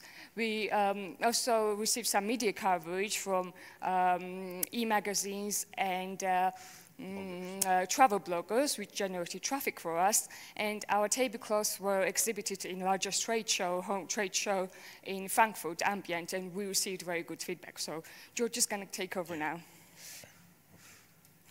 Yeah, I'm going to speak briefly about our competition and the marketing strategy. On a broader scale, we see every Georgian product that could be sold online and represents Georgian culture as our competition. Down on the road, if things go well, we of course plan to include these products on our platform. So it might be Georgian traditional pottery, jewelry, animal, and etc. As for our marketing strategy, our initial customers are people who are familiar with Georgia, either Georgian people living abroad, or people who have traveled in Georgia and loved Georgia. So key question is how we are going to reach out to these people. Apart from traditional social media marketing tools, we are planning to use intensively the bloggers. As Nino has already mentioned, we already received some coverage from them, which generated high quality traffic and drew to a conversion. So we plan to reach out to them because it's a very bloggable story. It's a product that has a story to it. Another thing, we already added the Georgian recipe blog to our webpage, so we believe it will generate additional traffic to us. We are already doing quite well in terms of an SEO. I mean, if you Google Georgian traditional tablecloth, we appear on the first page, and we are planning to build on that. And yeah, it's quite a long word, but in terms of customer engagement, we plan to involve our customers in a creative process. So basically something similar to this will pop out on our page, and they will have an opportunity to vote on their preferred design. So let's say you choose the white one, it will go into production, and you will receive this white tablecloth. It's a Georgian alphabet one that was just designed, the new design. As for the numbers, we project to have up to $10 million by 2023. This includes only a textile business, not going in other areas. But if we see things go well, we'll most probably expand our product variety and include other Georgian products on our platform. As for the use of funds, mostly we would need the funds for covering operating expenses and production costs, and it also includes marketing and R&D services. Our immediate plans for next 12 months is to launch our intensive marketing campaign, which includes reaching out to bloggers and home e-magazines. Also, we want to launch new designs and new design challenge thing, and an employee fulfillment service in US and Europe. This will increase our efficiency in terms of delivery and also decrease the costs. Basically, we are improving margin and keeping our customers happier. Our team, as Nino already has mentioned, we have quite strong, we have already worked on our previous startup, so we are familiar with the challenges you face while building a business. And I believe we have a necessary skill set to tackle these challenges. We also have very strong corporate background. Obviously, Nino is a smart one here. She graduated from LSE. She's a CFA charter holder and worked for Bank of America Merrill Lynch in the London office. I personally have worked for the leading commercial banks on the investment side and investment firms as well. Thank you, and I'm happy to answer any questions you may have. What do you expect to be the average basket size? Initially, we plan to be around $70 or average order size, and then to go to 100 because we provide free shipping for $100. So we aim to have somewhere from 70 to 100, something close to this. I just don't understand. You have a business. Yeah. You sold over 3,000. Yeah. You know, I'm a taxpayer. I'm sure there are taxpayers in Georgia. Yeah. Why are you asking the people of Georgia to give you money? How come you don't have proceeds from selling 3,000? Why does the Georgia government and the people of Georgia, why should they put their money for this? If you sold 3,000, why wouldn't angel investors or a bank loan you money to expand your business? Yeah, that's a great question. So basically, that's a separate business focused on the local market. The blue tablecloth was one of the many products that we are offering. It's a different business model, and we launched a separate company, which we will invest our own money as well. And it will be focusing on this product and for international market. So the key thing, what we are trying to do here is to try to sell Georgian products through online on an international market, which is and we are taking very, very small niche there, like Georgian traditional tablecloth. So that's if we succeed in doing this, then we could expand and do much bigger things on an international scale. What we have done here was a local, and the local market is much smaller than global. So how many tablecloths do you anticipate to sell? I mean, the first year we anticipate to sell roughly so roughly 20,000 units, and and then like when we reach like 10 million, it will be 10 divided by 100, roughly 100,000 units. If I'm not mistaken with the number. I can go back to that. That's right. I did the math before. That's why I asked you for basket. Why tablecloths? Also, if you're specializing in selling the tablecloths, why do it as platform? Your platform where you can sell it on Amazon or somewhere else. Absolutely. So, and what's so special in this tablecloth? It's surprising to me that actually you sold so many units, which is not cheap. Like even $45 for a tablecloth is something that you can get in, I don't know, Zara Home or any retailer, so even cheaper. So why tablecloth, to answer the first question? It's a textile and it's very easy for us to ship. It's a perfect product for shipping. Why people are buying it, I understand. Why people are buying it has a certain story to it. So, I mean, when you go and you want to give a present to somebody. In Georgia, yes, but outside of Georgia, people barely know about Georgia, and then suddenly, why should they search for Georgian tablecloths? It's a very specific thing to, it's not even churchela or something traditional, right, which is known. Absolutely. So basically, our plan is to reach out to people who already know Georgia or people who travel and give us a gift. And what we have seen so far, when people were like Georgians were buying as a gift and giving to others, they were looking at it, they liked it, and they started writing to us and saying like, we want to buy more. So we want to replicate this and like expand on this. It has I mean, white might be popular with the non-Georgian people. It has a story to it, and it's kind of authentic, so it might be something interesting. Georgian hats or like, I don't know, some other clothes? Yeah, it might be a thing, but this is like a more Georgian thing because it's a food, wine, it's very traditional. When you come to Georgia, mostly you sit down and eat a lot and drink, and then you take part of this experience with the tablecloth. We also trying to see the top, like there was a Frankfurt, the book fair, right? And Georgia was like hosting that event. And that's why we decided to come up with the Georgian alphabet design, which is 14 unique alphabets in the world. So it's very unique, and we're trying to follow up with this product. So you went there, you saw Georgian like literature, and you liked it, and you then see online that there is something selling, and you may want to put it on your table. I want to ask, so when you expand internationally, why don't you open up to invite other designers to design tablecloth for other culture also? Not only just one country's culture. Right. Sorry, if I understand the question is if we plan to advance in other cultures and bring it. We might definitely do it. I mean, because at this stage we want to be focused on what we have done, where we have been successful here. And we might expand to other cultures as well, like finding something from the region or maybe outside the region. That's something absolutely doable. And also, I forgot to answer your question about Amazon. We plan to employ Amazon as well. I mean, for selling the products and using other marketplaces. But for branding, to have a separate web page where people can see the story, it's nice. But we would most definitely will use Amazon and other marketplaces. Yeah, I think I answered the question. Okay. Well, it's a comment, but I like your idea of going back to the archives. I mean, you have a very old nation, full of history. You can bring back to life things which have been forgotten. I think it's brilliant. Thank you. But anyway, we are done with that. Thank you. Thank you. Thank you. Thanks a lot.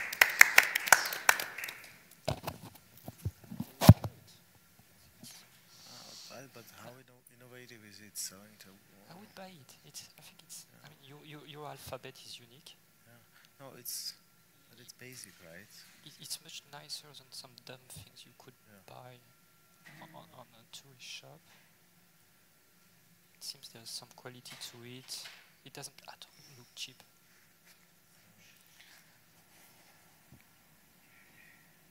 I like that they were able to sell this Hello, at high price. my name is Georgi. With my drug app, you can pay less than wholesale price for any drug at any pharmacy in the US. So the problem we are tackling is a severe problem in the US called high drug pricing. It affects all the major players. It affects government, it affects ordinary people, and employers and corporates. So let's look at the problem from the corporate perspective. In past, the receipt was that they was transferring a lot of costs into the employee shoulders, resulting the dramatical change in the healthcare plan composition. Half of the US employees have now, population now have plans with high deductibles. High deductible is the plan when you have to pay out of your own pocket before the franchise reaches and insurance steps in. So, and employers are also thinking how they could reduce the costs by decreasing the cost of medication in the healthcare plans. So we are offering the first subscription-based health plan, which is a patient-facing app, which allows the patients and the employees to buy medications for less than a wholesale price at any pharmacy for any drugs. A good thing with our service that you can pay for medications out of your health savings account, and also drugs purchased from with our app counts towards deductibles. So you can't get cheaper, much cheaper drugs in US rather than our service, and because of that we are targeting both B2C and B2B segment. So we are a truly international team consisting of US professionals in the drug industry, German and Georgian coders, financists, and we are truly proud of our mentors, seasoned Silicon Valley VCs. We have Wilson Sonsini, Silicon Valley as our mentors and minority co-founders. So let's look at how the process is going. You go to the doctor prescribes you the medicine, and once it's being prescribed, we took the prescription data, we generate the cheapest price quote and send it directly to your phone, directly at the doctor's room. You research the different price options displayed here. You pick one, and we are transferring the script towards the pharmacy of your choice. And then you show up there and pick the drug. So after downloading and installing the app, you would be able to immediately research the price, but in order to pick up the drug, you need to have pay the little subscription fee. And after some traction, we would generate tremendous information, point of sales data, tremendous information, which we are going to monetize later, adding gradually some complementary services like paying us from generic manufacturers as well as conversions from the pharmacies directly. So the total prescription drug market in US can't be overestimated. It's more than $500 billion, and it's increasing year to year, both in transaction-wise and monetize-wise. We only target only 36 billion out of that market, but we tackle only 0.3% from the serviceable market, not the target market, which results 60 million. And this is based from our bottom-up approach, the realistic bottom-up approach described in our go-to-market strategy. So those are our rivals. They all claim different price research and comparison tools, coupon search, etc., but none of them have the following advantages that we have. None of them allow to have data entry less research of prices. On average, our prices are 20% cheaper, and let me elaborate it if you will ask me how we achieve this pricing. And most importantly, none of them tackle B2B segment, and you can use the benefit of our app even without opening your app. You go to the pharmacy and you will still benefit from the cheapest prices. So we are really proud of our proprietary patent-pending electronic prescription system, as well as the real-time pharmacy billing system. None of our competitors have it, and even if they decided to have it, it needs roughly 1.5 years to code the Rx switch to get certified because it's subject of HIPAA compliance and market this. So we have quite good traction. We have constant communication and feedback with our prospect future patients. We have continuous talk with doctors, patient engagement channels, as well as pharmacies, and all of their feedback is really inspiring us. So we need, first our benchmark would be 2,000 paying users, and right after the first month, we would have 800 paying users rolling out per month, 200 paying users based on the activities described here. So we are closing our beta test in March, end of March, and at the end of the year, we would add manufacturer rebates after that. So we quite heavily already invested our own funds from our pocket, but of course we are seeking this 100,000 lari because this would speed up generating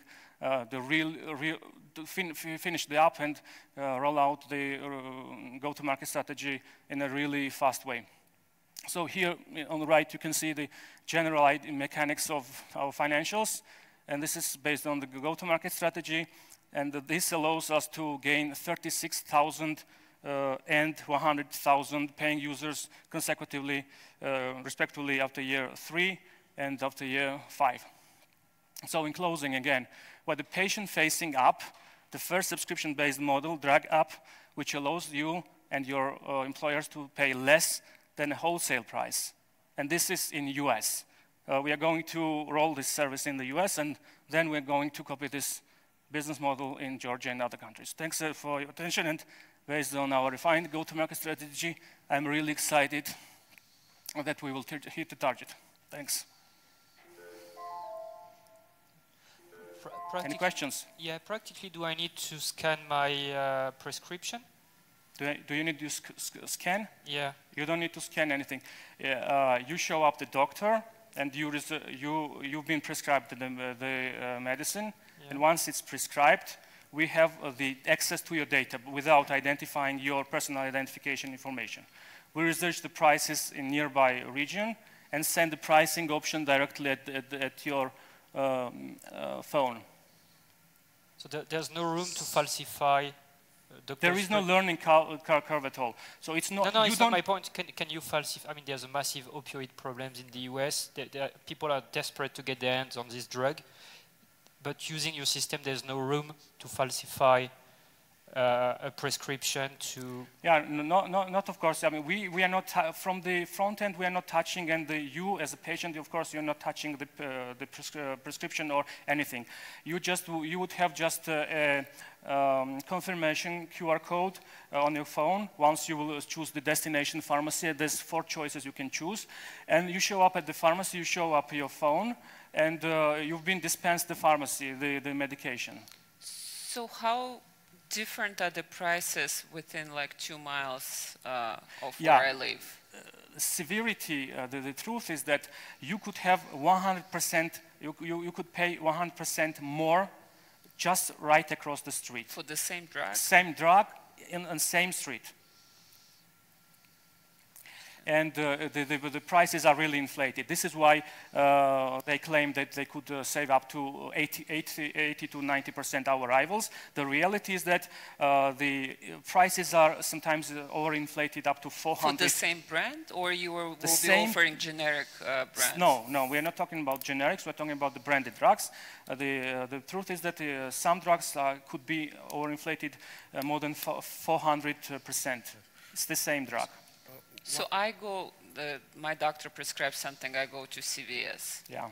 And you are saying, at least across the CVS, it will be the same price, Even with CVS, because if you are using different insurances, or you are using different CVS, but with the different location, you could end up with paying the different price. But the problem we are targeting, of course, your insurance could allow you to pay less. But in order to hit that copay level, you have to spend sometimes 2,000 per month. 2,000, yeah. And it's a severe. You have to reach the threshold of high deductibles from out of your pocket. And we are removing this. We are tackling this problem. It affects 50% of the people who have high deductibles. Plus, there's 10% which have no insurance at all. So, and we researched the market, and totally up to 70% of US population could be our potential customers. The rest have more luxury insurance plans, although even they paying 20% out of their out of their pocket constantly for the drugs. And what are you proposing is the average cost savings that you're going to guarantee or offer to a customer in the United States? The average cost savings we are claiming to have is wholesale price on branded drugs. It's minus 20, and for generics, it could be. The fact is that the Retail, generic price we could even provide for free. It's 90, 97%. Is the medication of the drugs coming from the United States? For example, I have a sister-in-law that we just learned has a rare disease. The medication in the United States would be $55,000 a year. Yeah. The same medical treatment drug in India is $6 a year. Yeah. In China, it's $8. But she can't automatically go to India or China to buy that medication. Absolutely. There are laws against it. So those are real issues that people are facing, that the price of these drugs is so expensive, but elsewhere in the world, you claim that everything's compliant. So I'm trying to understand what is because customers are smart, what is going to be the average savings that you can give them? Yeah, as I said, not even in India, Thomas. You could end up with jail if you, for your own personal purpose, transport the drug from Canada. From Canada. Exactly. So you would that's end up why with jail for Americans don't personal want to go to purposes. jail. So yeah. So as I've said, there's many competitors who are claiming that they could save up to 90% for generics and drugs. But the reality is that we are offering, on average, minus 20% from the cheapest price than our rivals. And some of them are claiming, for instance, GoodRx is claiming they have minus 80% for generics, or etc. Yeah, I mean. I just don't understand. How do you do that? Yeah. Yes. Why is your price cheaper? Yeah. Because we are not employing, all of them are just resellers of insurance reimbursement wing of the insurance, which is called pharmacy benefit managers. Mm-hmm. And what they do is they sell their drugs for cheaper by aggregating, by eligibilizing the power of purchase. But they have conflict of interest with each other, and they restrict from resellers. They are all resellers of rebates of the pharmacy benefit managers. We are not contracting them. We are not using their infrastructure, and we have a direct billing system, and we have a electronic prescription system which allows us to research prices and which allows us to get rid of and the real-time pharmacy billing solution which they employ, which their clients employ, allows us to have a direct billing solution with the pharmacy, which this itself allows us to get rid of dramatical overheads, which is on drug per drug, it's $10 per drug. And the pharmacy sorry for interrupting, Natalia. Just imagine if you're buying drugs, generic drugs for $5, you end up with spending $10 as a pharmacy, and so you are in a loss if you sell the generics, and we are removing this problem. And what is the incentive for the pharmacists to partner with you? A lot. As I've said, you are not paying dispensing fee. You are not paying kickbacks to the pharmacy benefit managers, because if you do not accept their terms, they would just kick you out of their network. The same relates to the manufacturers. So we are disintermediating several industries, and we are messing up really, really big industry. We are disintermediating manufacturers with the pharmacy managers, we disintermediating the pharmacies with the insurances, and we do it because we have a real-time billing solution, the pharmacy billing solution. Okay. Thank you. Thank you. I also don't understand, it's a very highly regulated market. How can you, even to enter these prescriptions digitally, it's not that easy. It's not about. Yeah, he's making it, to me, very... Too simple to be true. It's too simple to be true. Yeah. Because the pharmacies themselves would offer it. We'll guarantee you to get the best price we can, and they would do it. Of course. I don't get it. But I don't know it also how it I works. thought we were done at 15. No, I think we we have start 2 more. with the second, with the Hi. third. Hello, everyone. My name is David. I'm co-founder and CEO of Skitty. This is a new perspective of human evolution. We are at the final stage of Homo smartphone, where people start realizing how stressful smartphones can be, and we sometimes just want to switch them off. But we always need to carry our digital identity.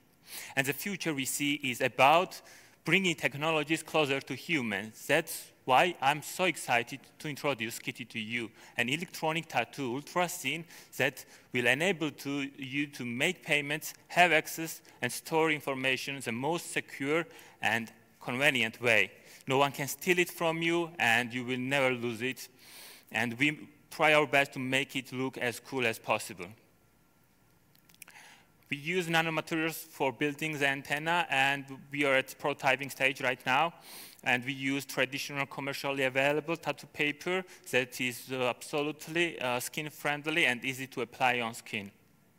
We have great experience working together, our team, and we already managed to deliver innovative wearable product to the market, which is smart wooden ring. And we gained a lot of experience, and we really learned how the market works, what are the needs of our target customers. And we are pretty confident that this journey will be easier for us. The market is really huge, but we have focus on the target market, which is the hospitality and festivals. And actually, the idea of Skitty came to us after meeting with the leading local manufacturer company in the world, Assa Abloy. We realized that hospitality market needs something for access, innovative, that will be very cheap and very convenient to use. And also taking into consideration that the guests at the hotel and on festivals don't stay more than 2 weeks mostly. That makes our product mostly suitable to this, because our product, the temporary tattoo, lasts up to 2 weeks. This is the competitive landscape. The concept itself, it's not new, the electronic tattoo, we all know, but mostly current research and development of this technology is focused on the healthcare direction. And we are the first targeting on the identification niche market. But the biggest challenge for us is for sure not the direct competitors competing with them, but to changing customers' behavior. And the reason why we are so confident about it is because we already did it. Our customers of the Knick ring never touch access cards anymore. And we do this the way of hiding the technologies. We are hiding technologies in the form of traditional products. The ring was already well known to the customers, and the temporary tattoo is also very well known to the people. Our initial target is the B2B market. And among our target customers are hotels, security system providers, festival organizers, and the target price we want to reach, the starting price should be $1 for the wholesale. This is the use of funds, and mostly we need this funding for the development stage. And this is our forecast of the revenue, and this is the milestone. The first year, this year, will be mostly used for the development, and we are, next step we consider to be closing deal with Assa Abloy, and it will give us extra, make extra barrier for the competitors to enter, because we are very optimistic about the agreement, and it's possible to have some special agreement with them. Thank you very much. And yes, I have tattoo of antenna here. Thank you. That was my first question. Second one, for an hotel, so basically you want to replace the keys? We want to replace the physical plastic card, which is boring. We always lose it, and we see that the future of replacement, the access card, is not mobile phones, because they are not reliable, they require charging, and we see the future is for the technologies on-body technologies. So how much would it cost an hotel? How much would it cost for an hotel to change all their systems? That's a good thing. We are targeting the hospitality market because they don't need to change anything. We are totally suitable to their infrastructure. Yes, because they have RFID access systems everywhere, and we just make agreement with Asablo because Asablo is providing the keys for these hotels. And once we have agreement with Asablo, they will store these keys in our NFC chip, and it will work the same way. So there's no need for new equipment. Sorry? So there's no need for new equipment. Instead of putting my right, card, I put my arm. Exactly. The infrastructure is totally ready for our product. Sure. Yeah. It's very interesting for the all-inclusive hotels or the badges or festivals, which is more temporary. So yeah, I think there is a market. I'm not sure about the technology, how durable it is. Right now, this is one of. Have any patents on that? Or we are working now together with IP lawyers to find the best approach to patent our technology. This is one of the challenge to make it as durable as possible.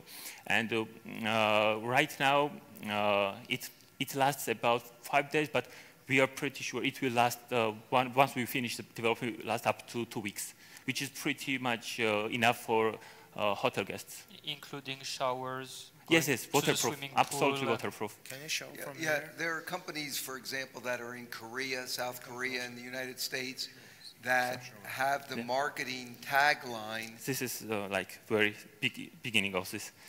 Gotcha. That's, you are the key. In other words, biometrics, iris, things of that nature. Okay, so Azoablo, very familiar with that company. Instead of the cards, now you put your nanotechnology-based label, but why not use your fingerprints, iris? All right. Why not use your biometrics? There are 5 different biometrics. Their tagline, their marketing line is, you are the key. You can't say it. It's your nanotech label that's the key. Thank you very much for this question. And our vision is that biometric is not the future for identification because you can never change your fingerprint. You can never change your eyes. So once someone has access to your credentials, the one who wants to use your credentials, you cannot replace it. That's not secure enough. It's data privacy issue. Yeah, absolutely. You share your private. You cannot remove your fingerprint. Yeah. What is your competition? Does anyone have this already? Right now, it's still on development stage, but the developers are mostly focused on healthcare, like tracking health instead of wearing the smartwatch to track the heart rate. But we identify this niche market because it does not look much attractive yet, because most people think like at the beginning targeting the huge market of healthcare, but we see this is the opportunity to target to the market no one identifies yet. I want to understand the mechanism. So you provide these tattoo to the hotel, for example, and they just added some of the variables in a software by providing the same tattoo to the customer? Before supplying these tattoos to the hotels, we store keys inside the tattoo, and once it arrives to the hotel, they personalize it, like the traditional plastic cards they do.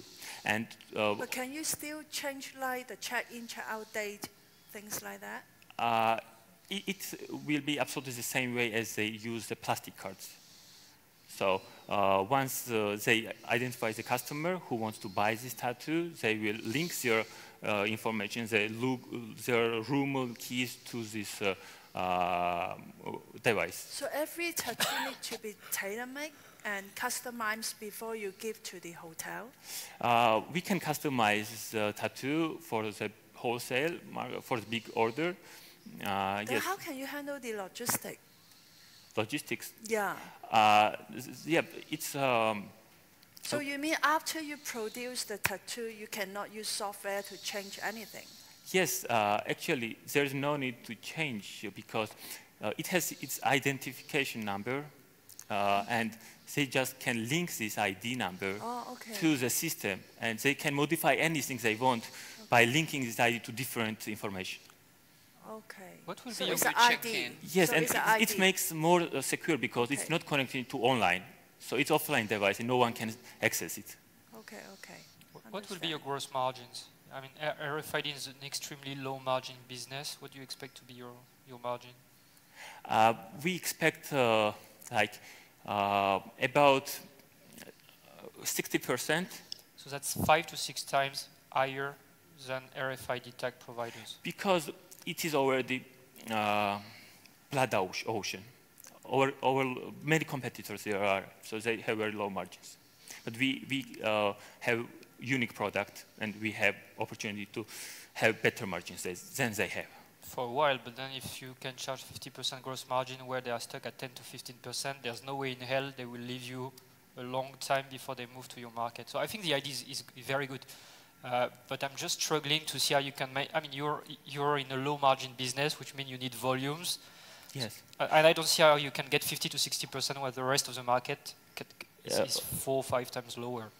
This $1 price is the price we see will be good enough for the customer to think about replacing the access card. It's innovative, and also besides this, this is temporary tattoo, and customer has to buy many times. It's not like buying ring and having this ring 10 years, right? So the volume will be big because they replace it very frequently. Thank you. Thank you very much. The biggest risk here is still how can you protect your IP and your technology so that once there comes out millions of other stickers with Absolutely. NFC. But the barrier we are going to create besides the patent is but, the first we are advantage. Going to, it does say anything yet. I mean, that's what you should have started with, I think. Yeah, we are working on this. Thank you very much. Thank you. It's not stupid. Huh? It's not interesting. It's not stupid at all. No. But if they can't protect their IP, then anyone will do. That's easy to do. And I don't think they came up with this idea, right? But I see the application. I keep on losing my cards. You go to a concert, you don't want to have this. You can pay with it. Yeah. Oh. TTM. Before I finish my pitch, almost 60 car accidents will happen, and about 15 of them will have casualties. 30% of car accidents are happening because of speeding, and 75% of fatal outcomes are because of high speed. Speeding is a huge problem, and the main reason it is happening is a human factor. There are two main industries who can solve this: car manufacturers, and they are doing great, but still there are more than a billion vehicles who don't have advanced safety features. And another industry is GPS tracking companies. We have invented smart electronic device which, using GPS tracker, regulates vehicle speed according to speed limit set on the road. It increases transportation safety and minimizes damage in case of car accidents. We are lowering risks caused by drivers' behavior. Simply, the car will not exceed the limit of a speed. We are providing our hardware to GPS tracking companies, and with it they can improve their services. For example, they can switch from speed monitoring service to automatic speed regulation service, and also can improve effectiveness of geofencing and immobilizer. We are our company uses B2B model, and we are selling our product through direct sales, and price is about $100. Our customers are GPS tracking companies, and they will generate additional income using our hardware in their services. Market for our device and product is GPS tracking market, sorry, and right now it is valued for more than $60 billion. There are more than 170 million vehicles using GPS tracking worldwide. Last year in June, me and my partner went on Cebit Expo to meet world's leading GPS tracking companies, and we met 12 of them, such as Gurtam, Arusnavis, Castle, Ruptela, and so on. Market share of these companies are about 8.5 million users. All of these companies admitted that their market needs such device because of their clients' demand. Some of these companies are supporting us right now. For example, Ruptela gave us access to their software, or also gave us different kinds of GPS trackers, and was supporting our products developing and testing process. Based on their replies, about 5% of their market is already ready to pay for services which will get rid of their speeding problems. And in 5 years, we plan to master this 5% and to generate more than 40 million USD income. But to enter on this market, we have to develop second generation of our device, European version, and to adapt under required standards. 2 weeks ago, we signed first contract with 2 local GPS tracking companies, Tracker G and GPS Georgia, and it gives us access to more than 2,000 users. Whole Georgian market is about 40,000 users, and at the end of March, we are going to start sales of our existing product, and parallel of mastering Georgian market, we are working on our second generation. We already have exact assignment for technical outsourced tech company, and he will do all the necessary works. Whole developing process will take from 4 to 6 months. And the latest news is that Gurtam, who is one of the biggest player on the global market and have 1.8 million users, have accepted to integrate our hardware in their softwares and to sell it through its own trading networks. In early 2020, we will enter global market, and from that point, at least on a market which is already held by our partner companies, we will sell at least 400,000 units of devices. And the compound annual growth rate of our sales will be at least 65%. As you already see from my slide, market is ready to accept our product, and only one step is left, and the funding we are asking will help us to accelerate product developing process and to hit market as soon as possible. We are 3 co-founders, and we are friends from childhood. Each of us has relevant background in our field.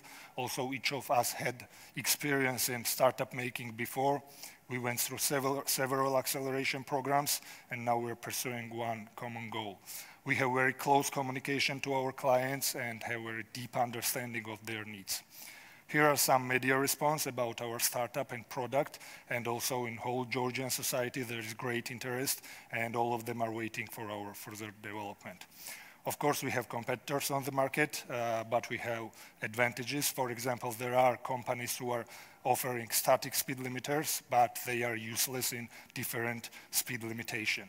Also, there is Garmin, who is a huge GPS tracking company, and he announced about almost similar product, but their hardware can be integrated only on their own platform, and this is an advantage for us because our device can be integrated to any platform and it goes to any GPS tracker.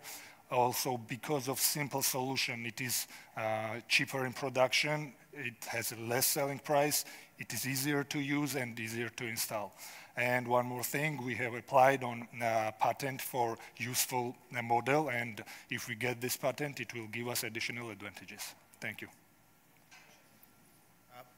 Do you attempt integrate with the car's ODB interface to limit the speed, or okay, that's one question. The second one, how do you deal with the safety? Sometimes you need to speed up, for example, to avoid the collision or something. How do you Thank you do that? for these questions. You see, to create such a device, a lot of companies attempted, and all of them were doing it wrong because all of them were doing it using vehicles onboard computer, and it is forbidden for right now. Yeah. Well, we are not touching this part, and we are touching just acceleration pedal, and this is the safest way of doing this. And another question about avoiding, we are recommending that end users have to use it as it is, that you won't be able to accelerate, but it is opened, and we have 3 configurations. For example, first one is that you won't exceed the speed. Another one is that it gives, each time it gives 10 to any time for acceleration, but it gives us a sound signal. And third configuration is that it don't exceed, but if you push till the end, the throttle twice, it will give you plus 20 km/h for overtaking car. But As our testing shows, it is not necessary to accelerate the car beyond the speed limit. So our recommendation is that you have to use it as it is. Just one idea. So you want to market it through fleet owners, and I can see why. You want to market it to GPS because it's kind of an add-on to their business model. Why not going to insurances? I mean, you say to the guy that the insurance, let's make a partner, and if you say, if your client, especially young drivers, they get our product, they get a discount. Okay, I'll explain. You see, the main component for our device to work is a GPS tracker and the server, which gives all the necessary information. This is a readiest market who will accept this product. And the benefits our device for a lot of aspects of business, for example, insurance is great, but if we try to take these clients without GPS trackers, we can do it, and they are becoming our competitors, let's say. And in this business model which we are using right now, we are using them to reach our end users. And it is useful and for both of us, for GPS tracking companies and for us also. Yeah. But still, we have a separate product as a whole project, let's say, for governmental projects. For example, a city needs to regulate their vehicles in maybe in city or whole country, and we have a ready product for them, which combines all of these components, and we can sell it as a different. $100 is including installation? What? The $100 tag price is including installation? Installation is done by service provider companies, for example, GPS companies, because they are still installing the GPS trackers, and end user, which will use this, will have to go to his service provider, GPS tracking company, and install. Installation is very simple. It has only two connection ports, and you just clip one to GPS tracker and another one to your acceleration pedal, and that's it. Can it be hacked? What? Can it be hacked? Hacked? I mean, somebody takes control of the car or plays with just... I'm not sure if I... Can it be hacked? Oh, no. It does very simple process, and but you can't manipulate with it. It's different for every car than because every connection to accelerator is different for every car. Yeah, it comes with appropriate socket, let's say. Yeah. When you are ordering that I need this for this vehicle, and it comes with appropriate socket. Yeah. Are there regulations that you have to meet? Like, is this government regulated? In Georgia it is easier, of course, but for Europe, not regulations, but we need a lot of certifications. Mm-hmm. For example, right now our device, which I already have here, it's fully functional, but it is not dust-proof, waterproof, and so on and so on. So main obstacle for us to entering global market is certification, and also our device right now communicates with GPS tracker through digital communication port, and European market needs an RS communication port, so it's a technical details, and yeah. Where will you produce it? It will be produced here down in Georgia, or? Right now we are producing it in Georgia, and we can produce about 500 units per month, but for Georgia it's enough. We already have negotiations with Ruptela, which I already mentioned. They have their factory in Lithuania, and they offered us production partnership, and also we consider that China will be the best. You don't have a patent yet, right? We are in a process right now, yeah. But what is patented, the process or the concept? You see, at first we attempted to patent whole concept, but idea... It's too general? Yeah, it's too general, and the idea is already used. For example, car manufacturers are producing vehicles which already have an autopilot, and they have all such patents right now, but the useful model is that the way we are using it differently, and it is more useful for larger community. Yeah. Okay. And this is patentable, and we are in the process right now.